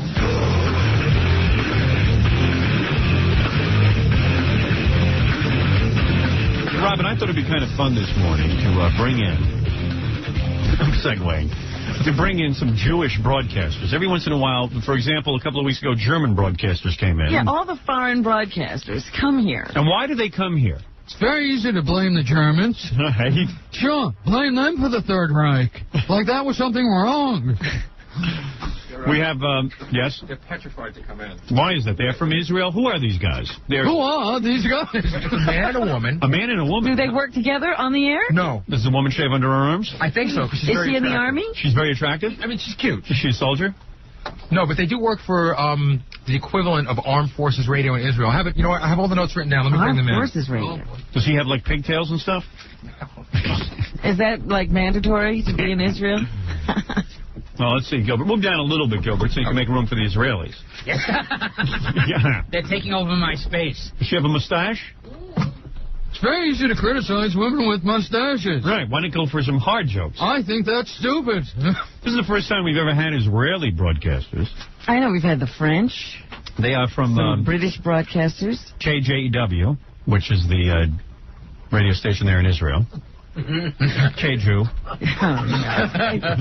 that you're making that up? I think I am. Ah, here they are. Well, look at you. Peace, my friend. Shalom. Hi. Now, you say you were with WYID? Oh, no. WYID? Well, you are very attractive. Thank you. Not you. I meant your partner there, this guy. Well, you say your name is Amir? Amir, yeah. Amir, and you are Maya. Yeah. Hey, they. Love the music. Now, you guys are with the Army? It's the IDF station. It's an Army station. It's national. It's national. Yeah. So what do you do on there? Hi there. Got different shows. You guys don't sound so Israeli, though. I mean, you don't sound like you have an accent. You want me to have an accent? Yeah. Israeli accent. Okay, we can make an Israeli accent. But you don't really have an accent. Are you from America and you moved back? My mother's from New York. Your mother's from New York. Yeah. Where are you? But you were born in Israel? Yeah. Are you from Israel? Yeah. Let me say the rain in Spain falls mainly on the plain. Sorry? Say the rain in Spain. I know Massachusetts. I can say Massachusetts. Yeah, they don't sound like they have a real accent. No, they don't have thick accents. Yeah. I'm going to tell you something. Why anybody would live in Israel is beyond my comprehension. It's a great place. I got to tell you something. I mean, I admire your bravery. But there will never be peace in the Middle East. Never. Okay. Because the whole world hates Jews. It's proven. Am I right, Gilbert? Yes. The world hates Jews. So we got our own country. Now, what happened during World War II? Well, let's say you take Poland, right? Yeah. The Poles had a culture and everything. There were a lot of Jews living there. What did the Poles do? They got mad. They killed all the Jews. Get rid of the Jews. What happened? And now, right in 1992, Gilbert is a Jew and he hates Jews.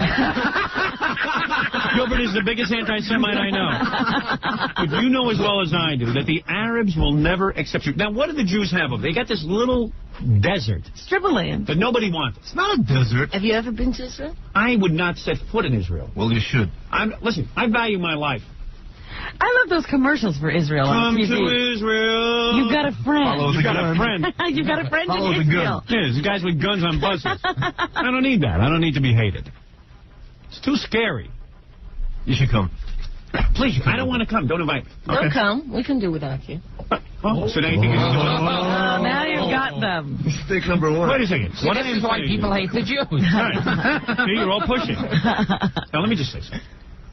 You know I'm half Jewish. Yeah. So I can comment. Right, Robin? You can half comment. Right, half comment. In fact, I will tell you this. That here is this little patch of land. So nobody wants this patch of land. Nobody's on. Right. And the so-called Palestinians who say they need this patch of land to live, that's a lot of bunk. None of the other Arabs will even take these Palestinians in, am I right? Right. Hey, if they love them so much, why don't they take them in? They don't want to take them in. They want them to be in Israel. You understand what I'm saying? They are going to make this an issue till the end of time. Nobody wants Jews on that desert. So what did you think? Abandon their homes? Well, what are they going to do? You're going to live the rest of your... First of all, where are they going to go now? Every Israeli I know smokes 900 packs of cigarettes a day. Well, wouldn't you? Am I right? You two smoke, right? Both of you smoke. Like Wildman, right? Okay, wouldn't you? I mean... Of course, if I had neighbors who were going to blow my brains out at any minute. It's unbelievable. In fact, the format on their radio station is a music to chain smoke bomb. No, they play different sirens. That's the music. Yeah, right.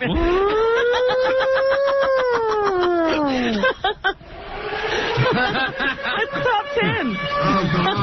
We interrupt this great radio because they are being attacked. No joke, man. This is your cousin Ishka Bibble with you. We're going to have Tooth for Tuesday, Hump Wednesday, to fill and rapping Thursday. But first, this song from New Kids on the Block. Yeah. Okie dokie, baby. Don't lose your cool. After this commercial all clear, all clear. Wow. Are you two a husband and wife team on the radio? No. Are you lovers? Have you two the two of you are in love? We live in sin. Do you really? Yeah. Were you both in the Army, the Israeli Army? Yeah. You were? Were you two? Mm-hmm. Really? Have you ever had sex with Curtis Lewa? We have to ask all female visitors. No. But, by the way, you two can get up off your knees now. That was a sound effect of a song. And take off those gas masks. Yeah, take off your gas mask. No, but seriously, isn't it frightening to live in Israel? I mean, really, you chain smoke, you do all these things. Now, the two of you work on the radio station together, and you met, and what happened? You fell in love? Yeah. Is that right? Yeah. Yeah. Are you going to... Will you have some background music? Will you be married? Come on. Where do you live? On one of those, what do they call those, kibbutz? No, we live in Jaffa. You live in Jaffa? That's an Arabic area. It's an old Arab city. I see. And will you have to give that up to make peace with these Arabs? No. We live in peace with them. I see. And, they just took over an Arab building now. Right. Do you two smoke while you have sex? Is there at any point in the day that you don't? Because every Israeli, and let me tell you something, I must say, it's very interesting that you did not come over here and marry an American woman. Most Israeli guys come over here. And they grab an American woman. Right away, and they think all Americans are weak. Yes. You talk to any Israeli, you Americans are weak. We have the best everything in Israel. And I said, why don't you go back to Israel then if you got the best everything? But they all come over here and they look for women to latch on to, and they stay with them. They snatch an American woman. They really do. We're on vacation. We are the best. Hey. Ever have sex in a tank? Sounds good. So what were you guys in? Were you in the war or anything? Did you fly planes or? We were on the air broadcasting those sirens. Oh, really? You were on the radio during the war? Yeah. Oh, geez, that's not very brave. That's not something I could do. But I loved all those reports that came back from, when we were watching all that stuff, and everybody's running to get their gas mask. You walk around with your gas mask on. Yeah. Don't leave your home without it. Right. Yeah. We were laughing all home. Why do you think the Arabs will ever accept you as Jews? You know they won't. You know they won't. It's useless. And they will pound and pound and pound away at this issue, even though they don't need that land. If they love the Palestinians so much, they bring them into their own countries. Okay, so what we should do? What you should do, number one, is never give up any of your land. That's number one. Right. The West Bank, keep it. Keep it, because I guarantee once you give that up, there's still if they got one Jew living on that land, they're going to hate him. But look here in America. Everybody hates the Jews in America, but the Jews continue to prosper. Why do they prosper? They stick into their own, and they go out in the world, and they work. You know what I think? Yeah. I think that these elections are not good anymore because we need the Americans to come and tell us what we should do because everybody knows better than us. No, I love that you... Now, listen, let me tell you something. I know what you're saying. You live there. You should determine what it is you should do. But I don't hear you saying anything. You asked me what you should do, so I told you. Otherwise, I keep my mouth shut. You never hear me get on the radio and tell the Jews what to do over in Israel. You never hear that. You know why? Because I don't live in Israel. I wouldn't even visit Israel. Why not? But, we do have a say in it. I mean, we spend a lot of money over there. Well, then we shouldn't spend money. Because if you give somebody money, keep your mouth shut. Is that right? Why not? We never think that. Listen, we don't keep our mouth shut on anything. As far as I see it, we're caught between a rock and a hard place. You got Israel, you want to support them for the military thing, all that stuff. But also, hey, those Arabs got a lot of oil. Figures the Jews have the one little strip of land. Yeah, no oil. Oh, if they had oil, forget it. The Arabs would be bombing them day and night. Day and night, bombing. And the Arabs are very cowardly over there. They usually do terrorist-type attacks. Yeah. Bomb a bus of school children, this kind of thing. Swine. But all right, you want to live there, go ahead. I couldn't put up with it. Well, I don't see why you're trying to discourage them. They seem to be happy. You should come visit once. Well, when would you suggest? Yeah, when is bombing season over? Usually Sunday after 3. Yeah, Gilbert, what about you? Why have you never gone to Israel, Gilbert? Well, you're too cheap. Exactly. I forgot. Gilbert would not spend the money. When they're having a $35 plane ride, I'll go. He'll see them when they hire him. And exactly. Well, obviously, you chuckles and tells me. You've come to me to find out about radio in America. Is that correct? Yeah. All right. We didn't expect to be on the air. We expected to meet you afterwards, but... Okay. Well, nobody's interested in meeting you afterwards. Now, is ZZ Top the biggest recording artist in Israel because of their beards? Long beards? Who is the biggest in radio in Israel? Who is the #1 jock? #1 jock? #1 disc jockey. Who would that be? Who is it? Me, probably. Really? You are the biggest guy? Is that right? No, not #1, but top 5. Yeah. Oh, you are the top 5? Well, you're very humble for someone who's in the top 5. Now, what is it you do? You get on the air, and what do you do? My show is a daily music show. Music charts, yeah. Now, who do you play? Top 20. Top 20. Who is it? Anybody who's in the top 20? Yeah. There's no Jewish groups? No, not on my show. No. She plays Israeli music, too. Yeah. I see. You play the Israeli music. Not only. Not only. Half and half. Half and half, and you play Israeli music, and then there's only one radio station in the whole country? No, there are 2 radio stations. One is the national station, which is owned by the government. Right. It has like 3 or 4 different stations. Yeah, that can't be too happening. Yeah, and one is the Army station. And the Army station? Yeah. And now the latest from Theodore Beckel. Right. Hey, this is real good. #1, Theodore Beckel. #1, one. That's the wrong accent. Here on K-Jew, we have the #1 Theodore Beckel record. It is a Theodore Beckel block. You play a block of Theodore Beckel every hour. He was the first rapper. Yeah, original. #1. He started everything. He invented chords. I have a little wagon. #1 in Israel right now, as a matter of fact, is Criss Cross. Is that right? Yeah. Criss Cross? Yeah. Wow, no kidding. Very up to date. Oh, that's good. And also we get all the British music before you do. Is that right? Yeah. See, we are #1 in Israel. But we get it first. Before you get the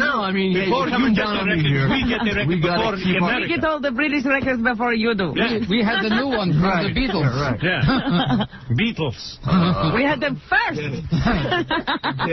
I heard they're splitting up. My sister once went to Israel. She said, like, in the movie theater, they had, like, Gone with the Wind first run. Oh, my God. It took a while for the movie theater. But she worked on, what do you call it, kibbutz. Yeah. Now, listen to what this is. This is where everybody just sort of works together. Right. It's a communitive. And you take the kids. Or collective. And you let, like, some people raise them. Yeah. Not anymore. Not anymore. No, you don't do that anymore? Stop that. No, most Well, that sounds like a perfectly reasonable idea. Especially if you find someone who's good with the kids. Sure. Not very many people are. Yeah. Oh, they don't have that anymore, kibbutz? No, they do have kibbutz, but the kids are raised by the children. By the parents? Yeah. Really? Yeah. In most places. That's sort of the idea of having children so you can raise them. Well, I don't know. Not in every country. I guess not. So, and then, so what is your day like? You are the morning man on the station? Evening. The evening man? 7 o'clock, yeah. And what time do you work? I work on Friday nights from 8 to 10. And do you get paid for being on the radio? Yeah, sure. Don't ask us. Very little? Very, very little. And this is how you make your living, just doing... Do you have another job? Here and there. She works on we got cable TV in Israel, too. Right, and what do you do there? Cable TV. Oh, yeah? What do you do there? I produce a little bit. You do? And I'm a DJ here and there. I see. What, working weddings and... weddings, clubs. Yeah? I mean, you're the #1 DJ and you show up at weddings and start playing records? Jeez, that's pathetic. Come on. Oh, man. A man's got to do what a man's got to do. You sure you want to marry this guy? Doesn't sound like the two of you together are going to be eking out a good living. He's in it for the money. Yeah. You don't understand. He's a big star. Oh, man. Oh, we're dead. Okay. Gary told me you were also a door-to-door Torah salesman. Is that true? Now, what about Friday nights? Is there radio in Israel, or do they shut down the radio? But isn't it against the religion to work on a Friday night? We hide. You do. We got radio, we got television, we got everything. Right. Come on. All right. We're a very advanced country. Well, you're really upset by all that. Here we come in and you bash our brains out. Oh, nobody's you kill our country. And come on. Who's killing the country? That's all wrong. I think you're very questions. Don't get so tight. Right, okay. What is it, Gary? Some guy called in. He's an Ethiopian Orthodox. Yeah. And he wants to sort of ask them about why they feel they have the rights to their land. Well, they do have a right to An it. Ethiopian Orthodox what? Why does anybody have a right? We don't have a right to this land. The Indians. Yeah, look at the Indians. You take what's yours. Next time. What do you want, genius? Okay, listen. Here's the accent you're looking for. Listen. Yeah. Ask him how did he get from Mesopotamia.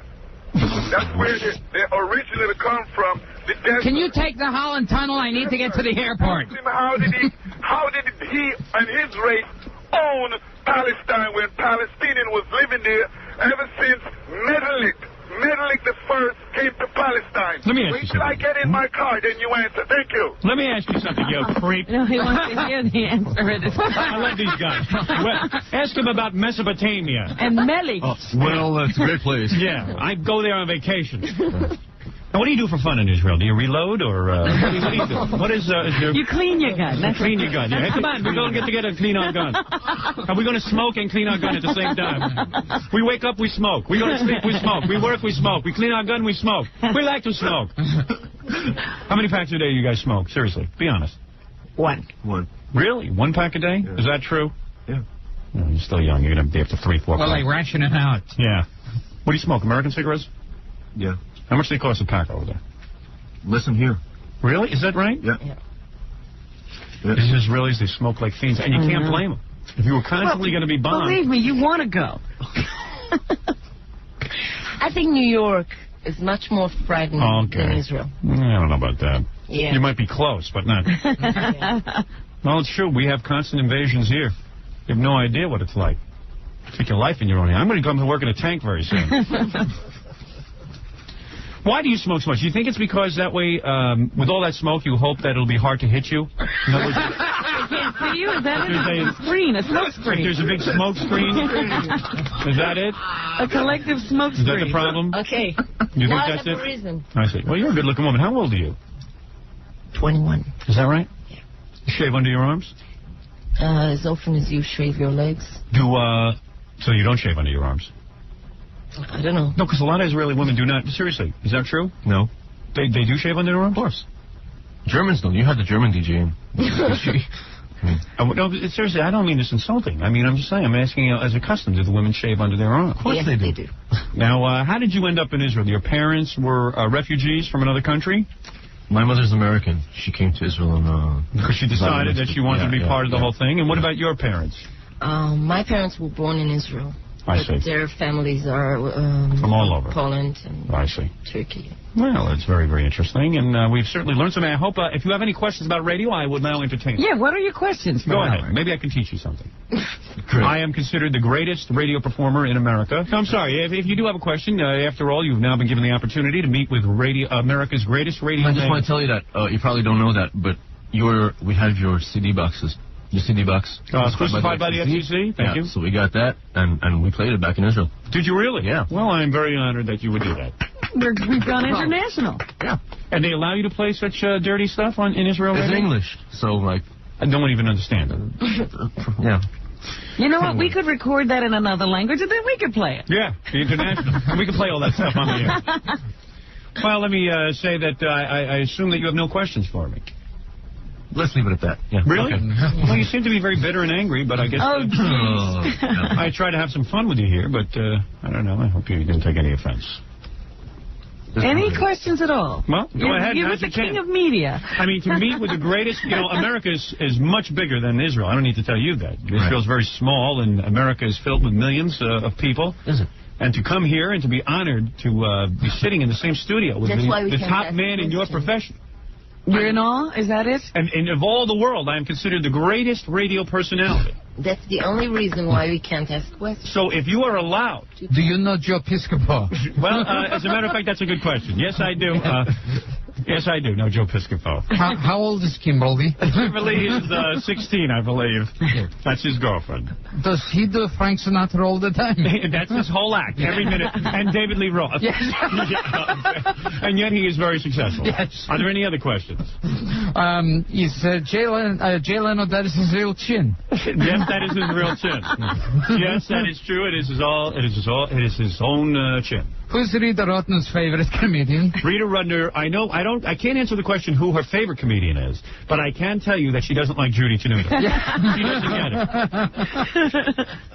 By the way, if you would like to get in touch with Amir and use him as a disc jockey at one of your parties, dial 718-BAGEL-54. 1-800-MATZA. 1-800-MATZA. Do you guys ever do giveaways on your station? Like give away matzah, boxes of matzah or something like that? Why, is that wrong to say? Not matzah. Not matzah? What do you give away? VCRs. VCR or matzah? Matzah VCR. Matzah VCR. You mean you can play them? You can play all types of matzah. Right. Multi-system matzah. I see. Well, I never considered Israeli radio. I never thought about what would be on it. Send your tapes. Yes, I would appreciate that. I could throw those around the garden. Okay. I'm sure. By the way, let me say shalom. Shalom. Also, Ima Abba. Ima Abba. Oh, that's right. Ima Abba? Mother and Dad. That was one of Sandy Becker's old characters. Yes, Ima and Abba. Who knows? Ima Abba. I'm giving him some. I'm talking to him. Just throwing out whatever words you know. That's right. Do you? Let me ask you something. Do you ever cut a? Let's say you can't find a yarmulke. Now I notice you're not wearing a yarmulke now. Do you wear a yarmulke at home? No. I see. We're just trying to learn about your culture. Why would you be so insulted? Because you have this image of us being this religious country, which is all Orthodox. Oh, yeah, they really object to that, yes. I see. It absolutely isn't. Oh, you mean it's not cool to say that? So the stores don't close on Fridays? Some of them do. Yeah, some I don't. imagine they do. Well, you believe in God, I hope, don't you? Of course. And you are Jewish. You practice the religion. Yeah. Do you ever cut bras in half and give away yarmulkes? Could you use it? Theoretically, if you were... It would be. Wouldn't it be a yarmulke with a chin strap? Because it would have And a gas mask. What does Hava Nagila mean? Hava Nagila, let's be happy. Let's be happy. Let's party. What does oy vey mean? Oy vey. That's in Oy Yiddish. vey in English. What does it mean? Oh no. Oh no. Yeah. What does a yabba dabba do mean? All right. Well, I can see we've come to the end of the interview because you guys have run out of questions. Is that right? Oh, yeah. Is Frank Gannon going out with Robin? Oh. That's a very interesting question. No, Frank Gannon and Robin are just friends, according to Robin. Oh. But according to Frank, he still loves it. Is she going out with Penn and Teller? No, just Penn. All right. Does she have sex between the breasts? No, but she does have all three inputs in operation. I beg your pardon. Well, I'm answering the questions from the Israeli broadcaster. I beg your pardon. What does Baba Booey mean? Baba Booey. Baba Booey. Baba Booey. There's no translation. Baba Booey. All right. Anyway, I want to thank, of course, Amir and Maya. Amir and Maya, who are a little bit defensive. They're a little uptight. No, they're very defensive about the country. A little uptight about Israel and their Jewishness. Down from home. And just make you feel at home. We'll run this little silent. And when are you going back to Israel? Couple of months. Couple of months you will be. Now, what will you be doing here? We're going to have a coast-to-coast trip. Coast-to-coast trip? Yeah. Now, how do you have the money for that? Do you guys make a meager... Hey, he's working. A lot of weddings, yeah. Yeah, really? A lot of weddings. And you have raised enough money that you can be away from your radio show for a couple of months? Yeah. Aren't you afraid that perhaps... Somebody will become number 5 or whatever? Whatever number you are? Once you drop down in ranking? Will you two kiss for us? On the air? Yeah. Go ahead. Listen up, America. With tongues. Good. On a forehead. Come on. Well, Gary, I want to thank our two broadcasters for coming in. Thank you. I hope you've learned a lot. Yeah. All right. So much. Thank you. You two are not smuggling arms into this country. All right. Very good. Here they go. Hey, you don't have a bad body there, Maya. A good-looking Edie Brickell. Yes. Give it to her, my friend. There he is. That's our visiting Israeli. Our Israeli friend. Well, I hope we've learned something about Israeli radio. Boy, they were uptight, weren't they, Rob? Well, you immediately started attacking them. I thought I said some nice things. They never knew what to do. Why do you live in that godforsaken country? You got to be out of your mind. You got to be a little bit mental to live there. Well, seriously, Dover, would you ever live in a country where constantly you were being bombed? And the rent was cheap, yeah. That's Gilbert's neighborhood, probably. We don't know where he lives. I like the Jews in this country who really do tell them what to do. You know, they sit here and they say, they should kill all the Arabs and this and that and the other. But meanwhile, they won't go over there and fight. They're here. Right. So I say keep your mouth shut. Now, the girl asked me what I should do. I started to tell her, but she didn't want to listen. Just like any petulant child. Exactly. Well, who cares? Typical Jew. We'll be back right after these important words.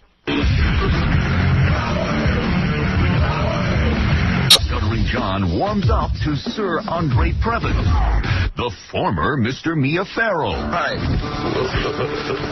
Who are you? Go and find out and come back. Oh, are you Sir Andre Previn? Yes.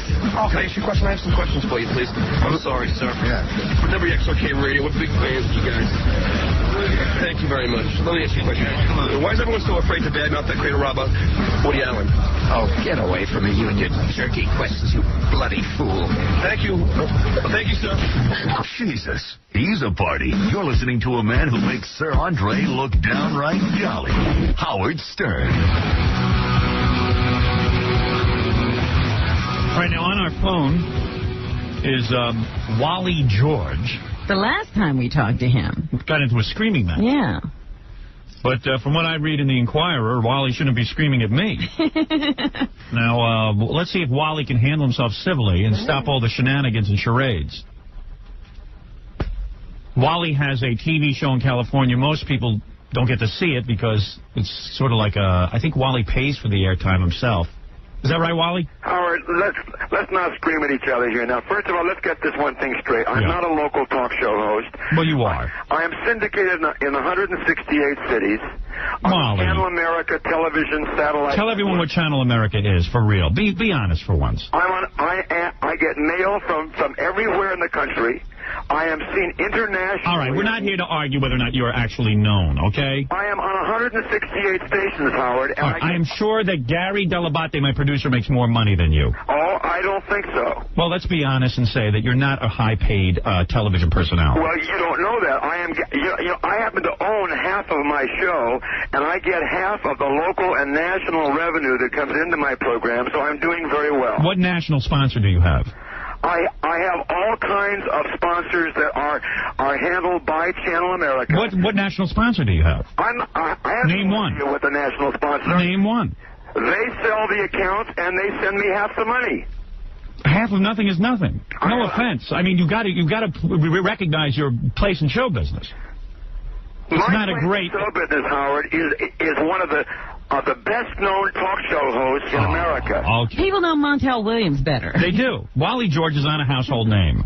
Well, I'm on 168 stations, Howard. That's all I can tell you. Well, 168 stations, none of them come into this area. Well, I'm in Buffalo, New York. Well, we're not real close to that. And Buffalo, by the way, is not a big market. Well, okay, so we're in a whole bunch of smaller markets. What time are you on in Buffalo? We're on every day at around... let's see, it's various times in various cities. I love him because every time he starts to talk, he goes, and I hate to tell you what I think that means. Yeah. On Friday nights, we're on at 12:30 New York time. All right, 12:30 at night. Where? And in Buffalo. I don't think that's what he means. Yes, that's what he means, 12:30. 12:30 in Buffalo. Oh, 12:30 at night in Buffalo. Okay, 12:30 at night. And what channel would that be on? Do you know the number? Is it past 60-something? I think it's 58. 58. And you know that anyone with cable probably doesn't get channel 58. Well, what are we talking about this for? That's not the point. Now, let me say this. Finally, the truth comes out in the Inquirer. You believe, Howard, the National Enquirer? It says here in the paper that your daughter, Rebecca De Mornay, who, by the way, the only reason that I am so hostile to you is you were the one on the air talking about how I was immoral. And yet I read the Inquirer this week, and here it is, fact in the Inquirer. It says here, my father, Wally George, right-wing host. By the way, you were not right-wing at all. I consider you left-wing. I'm very conservative. Conservative maybe politically, but certainly your private life is that of a swinger. It's all over the place. You are a swinging guy. That's why I'm talking to you, because I want to clear this up once and for all. It says here that you are a bigamist, according to your daughter, who was married to her mother and 2 other women at the same time. All right. The beautiful star of The Hand That Rocks the Cradle, your daughter, does not even have a relationship with you. All right, now, may I answer that? Yeah, but Mr. Family Man will answer that. All right, now, I want to clear my name up. Number one, Howard, the National Enquirer called me about that. Yes. And I told them, I called the people back in Florida. I told them that my attorneys have the divorce papers. Now, see, here's how raunchy those people are. You should know what those garbage papers do. Here's what they did. What happened is my ex-wife, Rebecca's mother, wanted to get a divorce very badly. Okay. When she got that divorce, I was lying in the hospital. I had a nervous breakdown. One could see why. I was lying in the hospital, and she said, look, I want a divorce. I want to get an annulment. Sign these papers. I signed papers in a hospital bed, and that was it. That was 32 years ago, all right? So later on, I find out years later that what she had claimed in this divorce is that I was not legally divorced from my first wife when she married me, okay? Yeah. So I say, wait a minute, let's find out about this. I contact my mother, who helped me get through this first divorce with her attorneys. They with my help, filed for divorce in the state of Texas. That's why the Enquirer and other reporters tried to find divorce papers in the Los Angeles Court Hall of Records. There were no papers there because I was divorced in the state of Texas. We got those papers from the state of Texas. They're in my lawyer's office. I called Miami and said, now wait a minute. I will show you the divorce papers from Lillian Kaminga, my first wife. Now, listen to me carefully. I've allowed you to talk. Now I will show you a man whose life is confused. Do you hear all of these marriages? Yeah, how many times have you been married? Oh, wait, married 5 times. Five times. You are a family man. And yet you call me immoral. No. 5 women's lives have been ruined. And they're so desperate to get divorces from you, they can't wait for you to get out of the hospital. You're banging women all over the country here. Will you admit that you are a swinger? Just a moment, Howard. Yes, and now your daughter says in the paper, I want nothing to do with my father. All right, now here's another. I am filing a libel suit against my daughter for $5 million. Well, how could she be libeling you? Because she has been slandering me all over the town for the past 3 years, and I'm not going to take it anymore. Let me tell you the truth. You are going to sue your own daughter. You will sue. That'll cement their relationship. I haven't told anybody else this yet, and I want to tell you because I want to get this out. All right, go ahead. I have been trying to cover for my daughter for several years now. Okay. Now, this is the God's gospel truth. All right. When Rebecca De Mornay came back from London, England, where she was living for several years, she came to my home and she said, Dad, I want to get into showbiz. I want to be an actress. I tried to talk her out of it because I know what the hell business is. I've been struggling for 35 years in this business. So we've seen. You know what it's like, Howard. Yes. So I told her, you don't want to get into this kind of mess. She convinced me she did. And so what I did, God as my witness, may he strike me down. I said, Rebecca, okay, I love you. Let me help you. I put her into acting class, Lee Strasberg Acting School. You paid for it? Los Angeles. And you paid for it? I paid for it.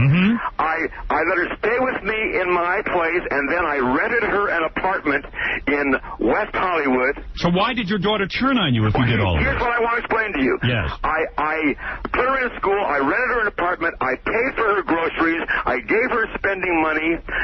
I gave her all the moral support I could possibly do. She finally lucked out.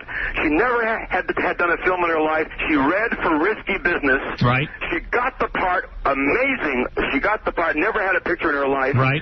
I called her every single day for 6 months when she was filming Risky Business in Chicago. Sent her little encouraging letters 3 or 4 times per week. Yes. Called her every night. She was crying to me the first week. She was so nervous and upset. She thought she was going to get kicked off the movie. Right. I said, hang in there, baby. You're going to do fine. Right. For the whole 6 months, it was great. She finally did the film, and we all know she did a fine job. Yes. At the end of the movie, and I have, Howard, letters here that I have given to Entertainment Tonight, which they're going to show on the air. I have 25 letters from Rebecca saying, "Thank you, Daddy, for being such a wonderful father. I love you with all my heart. I'll never be able to pay you back for what you have done for me. I love you." Card after card, letter after letter after letter in her handwriting. She is a big star now in risky business. She's hanging around with people like Harry Dean Stanton and Jack Nicholson and Robert De Niro, and they tell her, "Your father is a right-wing redneck. He's been bashing Hollywood for years on the air. You don't need him. He's going to be a bad influence on your career." So you feel that the Hollywood establishment, meaning Robert De Niro, Jack Nicholson, have turned your own daughter against you? Is that your claim? Stanton, Ed Begley Jr. turned her Ed Begley Jr.? Ed Begley Jr. turned her against Ali Sheedy, turned her against her father. Absolutely. I see. Now, so why are you suing her then? I mean, what has she said about you that is not true? Because she is the whole source. She's been peddling this, I found out through my contacts. She's been peddling this bigamy story to all kinds of places, trying to hurt me. Well, does he not talk to you anymore? Yeah, I mean, it sounds to me... Listen, let me tell you something, Wally. I'm going to cut through all this.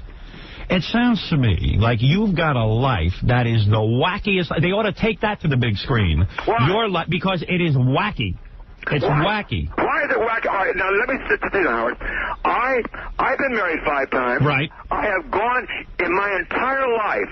I have had maybe 10, 12 women in all of my life that I have had a relationship with. What about the stories that your wife tries to leave you, but you won't let her? Where'd you hear that? I read that in one of the reports. I got a file. Yeah, didn't you get some police files? I got police files on you. People started sending me stuff after you came on the air. I mean, I got things. I mean, it's wild Didn't you stuff. report her kidnapped or something once? You want me to read you the file I got? I'll read you everything that I got on you. I mean, I don't even know if it's true or not. I'm not saying it's true. None of these things. I tried to let her, and I wouldn't let her? Yeah, and then you had to chase her. She went to England. You had to go get her back. Is any of that true? No. What happened, Howard? Yeah. I am happily married to Janice. Yes. Now, how old is she? She's 25. And how many other kids do you have? Right. I have 4 children altogether. Right. Okay, with how many different women? with 4 different What a women. life. Wally, look. Wally, God bless you. You know let me tell you something, Wally. Let me explain something. And now to sue your daughter. I mean, it's unbelievable. She has been trying. She has libeled and slandered me by... She's the source of this bigamy thing. But do you know why you're a hard guy to believe? Let me tell you something. 2 weeks ago, I had a conversation with you, or whatever it was, a month ago. Yes. And you told me you're on speaking terms with Rebecca. You're having a great relationship with Rebecca.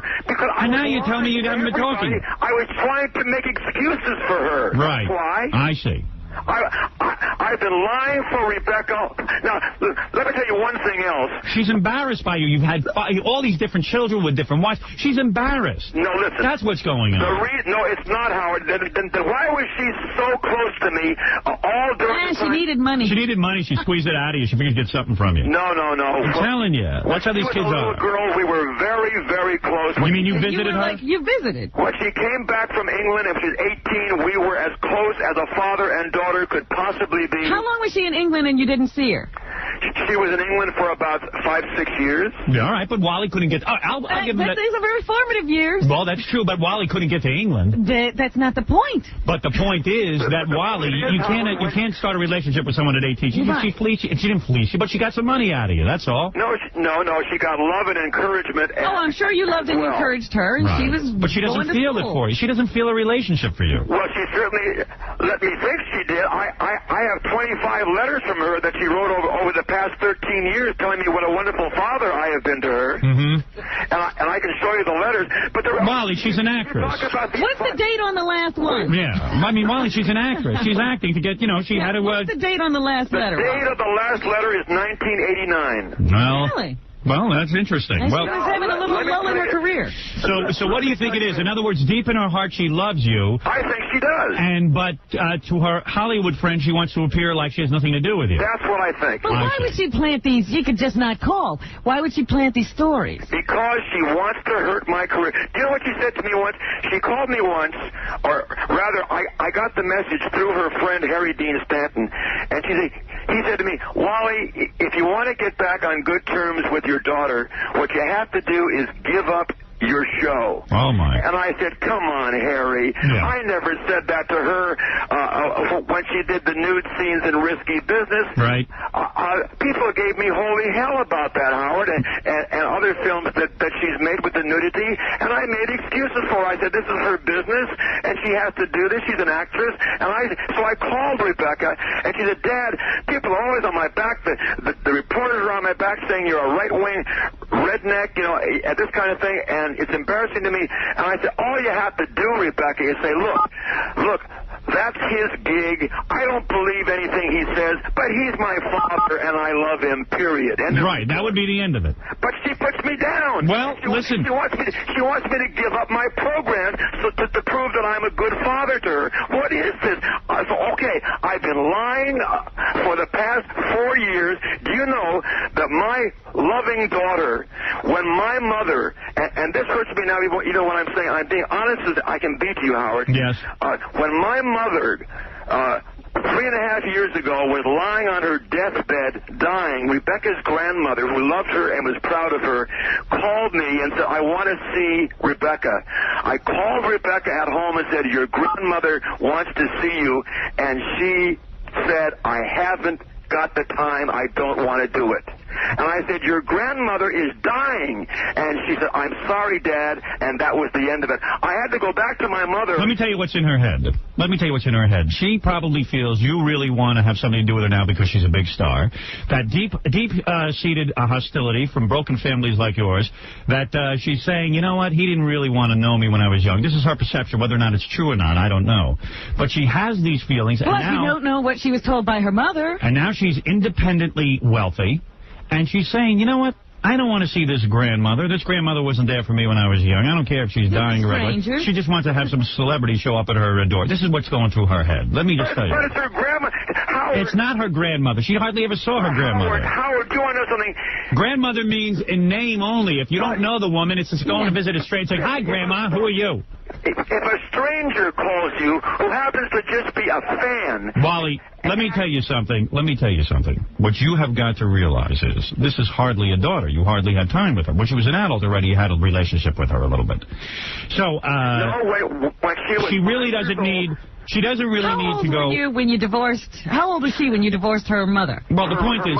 Her mother divorced me so she could marry Richard de Mornay and get his money. You see, I found out... Listen. Rebecca's mother was seeing this guy de Mornay behind my back while she was still married to me. Right. You were having a nervous breakdown. Yeah. I know, and that was...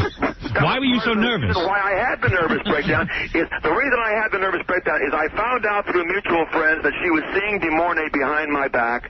Secondly, on the day Rebecca was born, I was a disc jockey at that time in Santa Rosa, California. On the day Rebecca was born, I was nursing the wounds of knowing that my wife had been seeing this guy de Mornay behind my back. On the day my daughter was born, I went back to the radio station and found out that I had been fired from my job because the guy that I replaced was a friend of the owner, and he was coming back to take his job back. Well, everybody seems out to get you. And that was the thing that did it. I collapsed. They took me off to the hospital. My goodness. So basically, you didn't even know your daughter at birth. Right. When I got out of the hospital, I found out that my wife had packed up my baby daughter, Rebecca, and moved back to Los Angeles with her mother. Are you sure you're Rebecca's father? I certainly am. When I called to try to see Rebecca and her mother, they would not see me. She married this guy de Mornay. De Mornay wanted to adopt my daughter. Right. Offered me, and this also, God is my witness, offered me $100,000 in cash, and believe me, I was broke then. Right. If he could adopt my daughter, and I turned him down, Howard, that I'm never going to let my daughter think that I sold her, that I sold out and let someone else take my daughter. Right.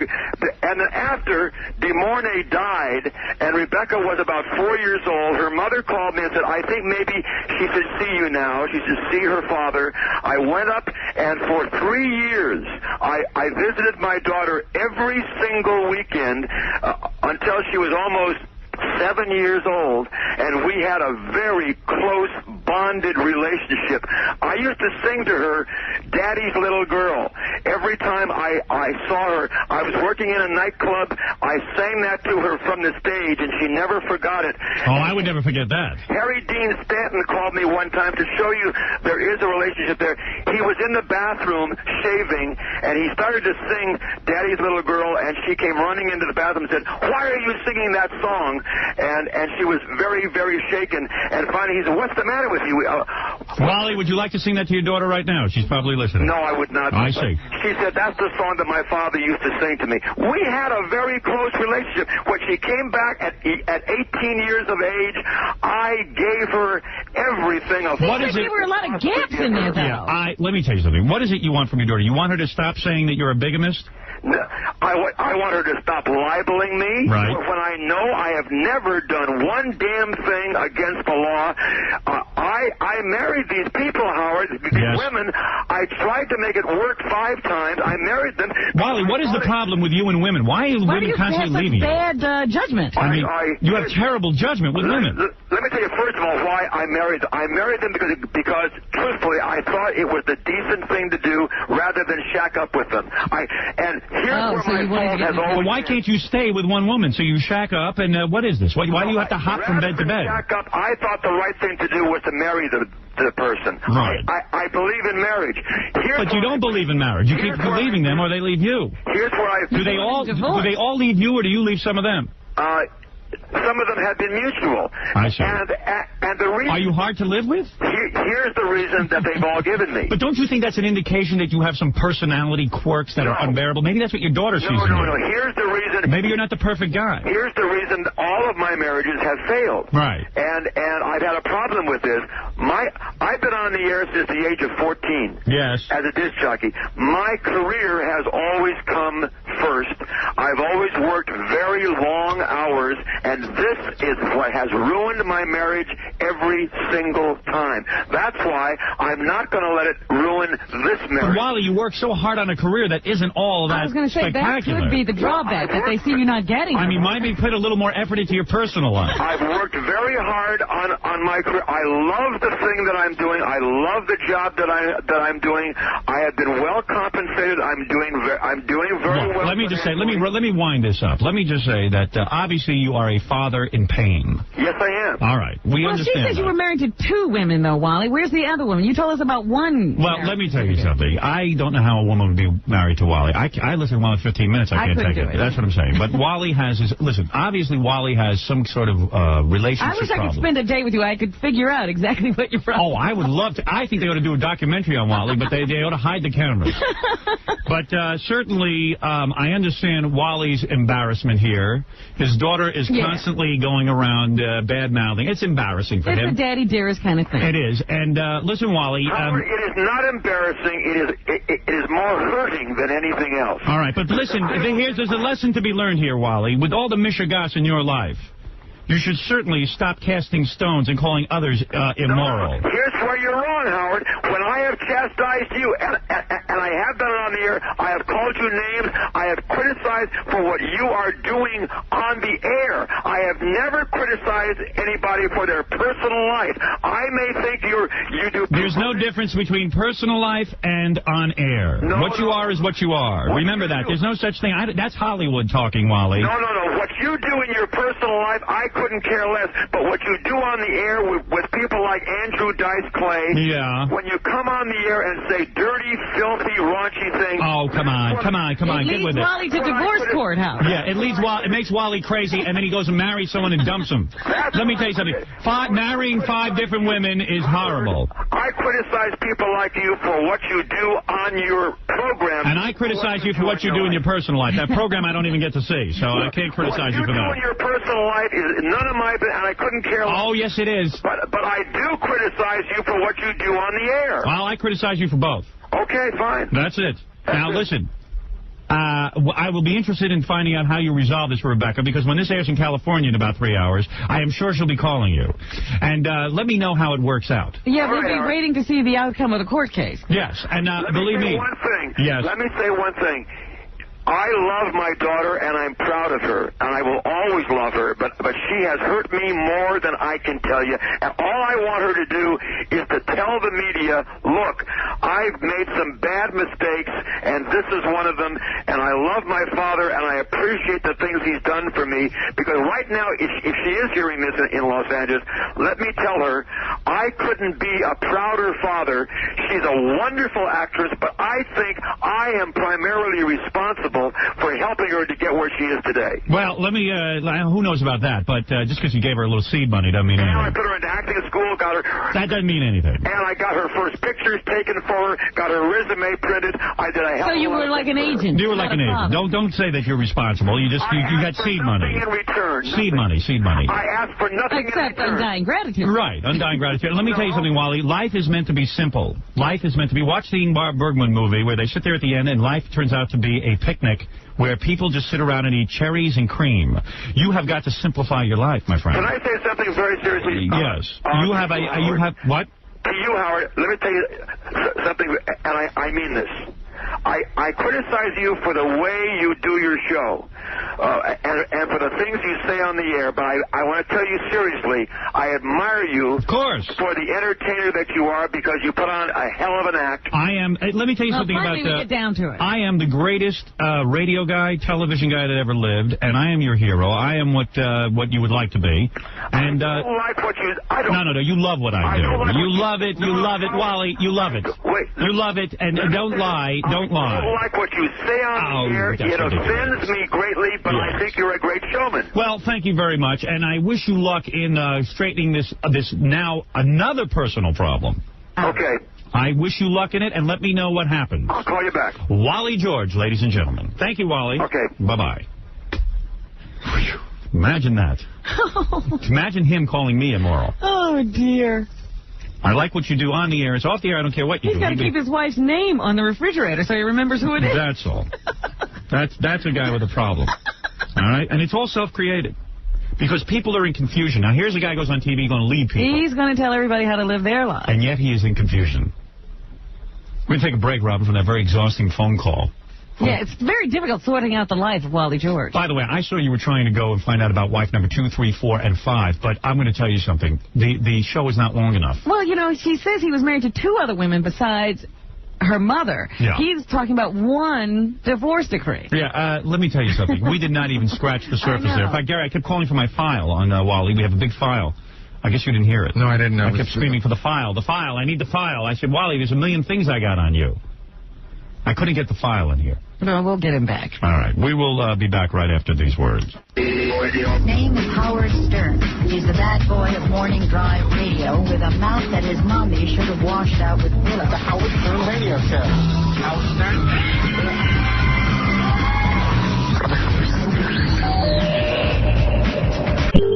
And now, a moment in Douche Chill history. I just want to apologize to my wife, Nancy, for the Jessica Hahn death of incident. It's stupid, and I'll never do anything like that again, and I love you, and I'm very sorry. And I'm very sincere, and please don't make a mockery of this. I am sorry. I'm serious. I'm sorry. I'm not trying to bring the show down. I just want to apologize. She's very upset. Thank you. I don't care. Do you think I care? I'm done, Howard. The Howard Stern Show. God, is Jackie an embarrassment? Oh! What else is going on? Well, Howard, now I'm going to ask you a question, and I want you to be perfectly honest with me. And I've always been honest. You present yourself as a rather macho fellow. In a way, yes. There's a feminine side, though. Yes. You know, rather above it all, able to handle anything. Yes. But people want to know. Do you cry? Yes. I've cried 3 times. 3 times in your entire life? That's correct. You didn't cry a lot as a kid? I cried a tremendous amount as a kid. I'm talking about as an adult. Are you asking me as an adult? Well, I was, you know, when you said that. As a kid, I cried for everything. I would whine and cry until my parents broke down and changed their mind. Or I would drive them insane. But but as an adult, I cried. You cried when? I cried a couple of times. I cried once in college. What are you crying for in college? My roommate was driving me so crazy and making me so nuts, I just went into a room and started crying. I couldn't take it. Kidding? Yeah, I couldn't take it. In college? Yeah. I'll never forget that. Oh, my.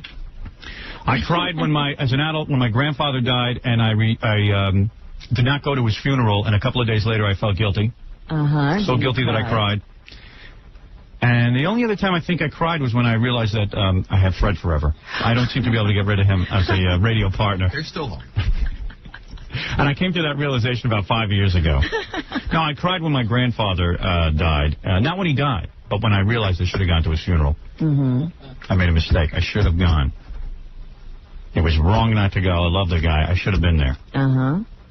But he was down in Florida, and they buried him down there, and my mother even said, I don't bother, and everyone said, it's not, you know. But I was my grandfather's favorite because I looked like my grandfather. And we had a nice relationship, and I always went and visited him, but I started feeling totally guilty. And you sat and cried. I mean, how does this happen? I mean, do you just... I went nuts. I threw a tantrum. I started throwing things into the wall. Yeah? Oh, yeah. Wow. Tears came down, the whole thing. Yeah? It's violent. And at no other times? You know when I kind of cried? It wasn't a big cry, but I cried when you decided to cut your boobs. Oh. That was the saddest day of my life, when you got that breast job. But you know what? It turned out fine. It was needless tears. That was not a mistake. I like them better this way. But I was really nervous. In fact, I don't mind saying, I hope you guys don't think I'm talking out of turn here. We all wept together. It was a group cry. It was a group cry. No, but in all seriousness, the two big times were the grandfather and in college. My roommate was driving. You never cry? Very rarely. Well, I'm asking you. I told you I cried twice. So then you don't cry. Well, I did. You haven't cried in 5-10 years. That's correct. I haven't cried since my grandfather died. It never occurs to you. Nothing hits you. You're just sitting over there cruising along in life. Never cry. Do you feel like crying? Are you holding back? Sometimes I do, yes. Once I was watching the telethon. Yeah. The Jerry Lewis telethon. And they put on one of those pieces. Remember the guy was laying in bed and he couldn't communicate. The guy was building a car with his son, except he couldn't talk, and he had that little eyepiece. And I almost felt like crying. Then I started laughing. I mean, it was just like, it was too weird. Because the guy was like, you know. But he wasn't even talking. The computer talked. The computer talked for him. He moved his eye. He would move his eye on the computer screen to the words, and the computer would talk. Yeah. And all he can do is wink. Right? The guy winks. That's it. One eye. It isn't even both eyes. This guy rebuilt an entire car with his son by winking. And he lays in bed. He can't move his arms, his legs. He can't move his mouth, his throat. All he can do is wink one eye. And they got this long metal thing attached to his eye. Yeah. And when he winks, it picks it up on the computer, and it clicks off the word that he wants to say. So it's like, I remember his son's name was PJ. He goes, PJ, move the crankshaft. PJ, move the crankshaft. So that was it. That's what... I didn't cry, though. You didn't cry. You held back. So you hold back the tears. I have held back tears. One time I was listening to Sting's song, Why Do I Cry For You? About the song when he lost his father and everything. That almost moved me to tears, but nothing happened. I make sure it doesn't happen. You don't cry at movies? There's no movie that's ever made you cry? I will not allow it to happen. Have you felt like it? Yeah, there was one movie. I'm not going to say it. What? The end of Ghost, I almost cried. But I didn't. Oh, dear. I realized it was a friggin' movie. I held back. Hardly ever cry. That's right. Well, you may be doing yourself harm. That's probably true, Robin. Medical researchers say that the world might be a healthier place if we all cried together. Fred, do you cry? Yes. Oh, you do? A sensitive man. Well, how many times have you cried within the last 10 years? Well, in the last month. Oh, you cried? Really? Is that true, Fred? Sure. You've never there's certain things, certain movies, certain songs, or things like that that'll move me to tears. Because you seem immovable. Absolutely. Nobody's like a blank sheet over there. Nobody knows what's going on with you. You're tongue-tied, Robin. Yes. I'm shocked that you cry. Yes, I do. Nobody thinks of you as having any feelings whatsoever. I know. We think of you as like really a blank slate. I don't. I was making it up. No, seriously. What caused you to cry? Can you give me a couple of examples? Like the last couple of times, I think it was like movies or something like that. Like what movie made you cry? It's not a big movie. Orphans. Orphans? Right. Who's in that?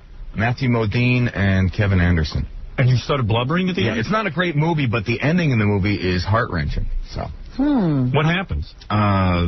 Basically, it's like these two kids have been like been isolated from everybody for years, and Albert Finney comes in. He's like this mafia guy who kind of takes the younger kid under his wing, and he kind of like gives the kid the love that he's needed all those years, while the other brother just kind of like sits there and like wonders what the hell's going on, and he thinks that Albert Finney's going to take the kid away, which he's about to do, but Albert Finney leaves, and then he comes back and he's shot, and as he's sitting on the couch dying, like the younger kid, has to comfort the older one, because when Albert Finney finally dies, he finally realizes that he lost out on his chance for love with this older guy. And that caused you great grief. I'm about to cry at that explanation. I'm about to cry the fact that Fred is in communications and cannot clearly tell me what the hell happened in the plot of this movie. What was this movie about? All right, skip that crying session. I can't. My head's going to explode from that one. Also, Cinema Paradiso. One that we can understand. Cinema Paradiso, very moving movie, but I did not cry. I'm happy. Cinema Paradiso. Also, who farted? I smelt it. Yeah. It was a big well, Jackie cries when he runs out of beer. There you go. Jackie, do you cry? Jackie, I can see you crying because you're pretty. I cry a lot. You know what it is? You? Jackie I is on happy endings too.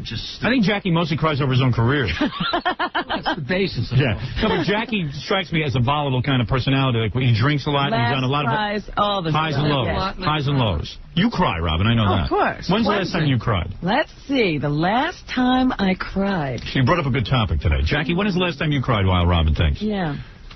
I'm not really sure, but I know it happens a lot. I know my wife I get cries. choked up a lot. Letting the actual gusher go is a whole different. It's very weird in a movie. My wife cries over everything.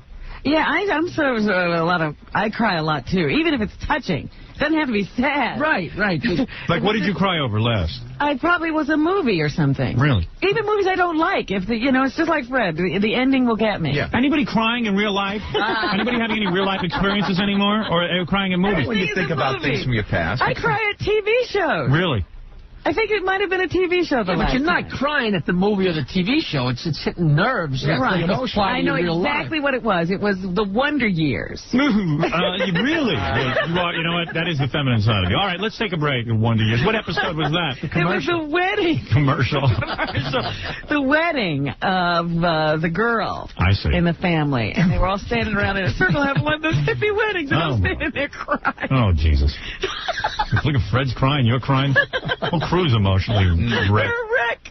You guys are all nuts. At least I'm crying on my grandfather. You guys are crying over weddings and movies. I do that. Will you cry at Gary's wedding? Yes or no? Might. You might. I almost cried when Fred got allegedly engaged. Really? Where were we in the news, Robin? You brought up crying. About your crying, yeah. I now remember the last time. I didn't quite cry, but I could have. Was that, you cried in bed with men? Sure. When you orgasm, you told me that. Your eyes begin to You don't have to bring up everything. That's not real to you. You begin to weep. But that's from pleasure. Do you weep from pleasure? Sometimes. Wow. Sure. I don't know how you broke up with that last guy. You told me he made you cry. Yeah. Wow. Your legs were shaking and everything. Your legs shake in bed? That can happen. Really? You lose control over your bottom half of your body? Which input causes the most fears? Oh, you. Oh, man. When was the last time you truly cried, Robin? I almost cried this past Friday. When you realized it was on the Supreme Court? No, because I was putting my little sister on the train to go off to a college program, and she just looked so vulnerable. You don't mean little sister, like as in your blood relation? No, I don't have any sister. You mean little sister, like in the Big Brother's sister program. Yeah, and I put her on a train to send her off for the first time in her life. See, Robin does good stuff outside of work. We don't do it. Me, Jackie, Fred don't do anything good for anybody. They laugh at me. Yeah. You did what? Robin came in one day and said, I have a little sister. I go, well, big deal. I mean, I don't want to, no, I have a little sister. What the hell have you gotten yourself into? What are you doing that for? Yeah, how do you have a little sister? And I heard, I was like, are you insane? You'll get bored with that in about 3 weeks. And give up. But she actually stuck with it. It's been at least 3 years. Yeah. Kids no better off, but... I beg your pardon. Really? Just for having me. I see. When Robin comes into your life, everything is straightened out. But no, actually, you've actually done a lot of good. Thank you, Howard. I mean, from what you tell me. Who knows what bad you've done? You only tell me the good stuff. So you were brought to tears. Yeah, I had to walk out of there to keep from crying. Interesting. You didn't want to see her cry. I mean, you didn't I didn't want her to see me cry. Right, yeah. She was scared. I didn't want her to break up. So that was it. It's very touching. So anyway. It's good to see that you're crying in other places than the movies. Yeah, you know, I have some real life experience. What else is in the news, Robin? Let's see. I just wanted to tell you that crying relieves the buildup of anxiety and may lessen the likelihood of stress-related illnesses. So maybe you ought to try it, Tom. Here goes the train, Robin.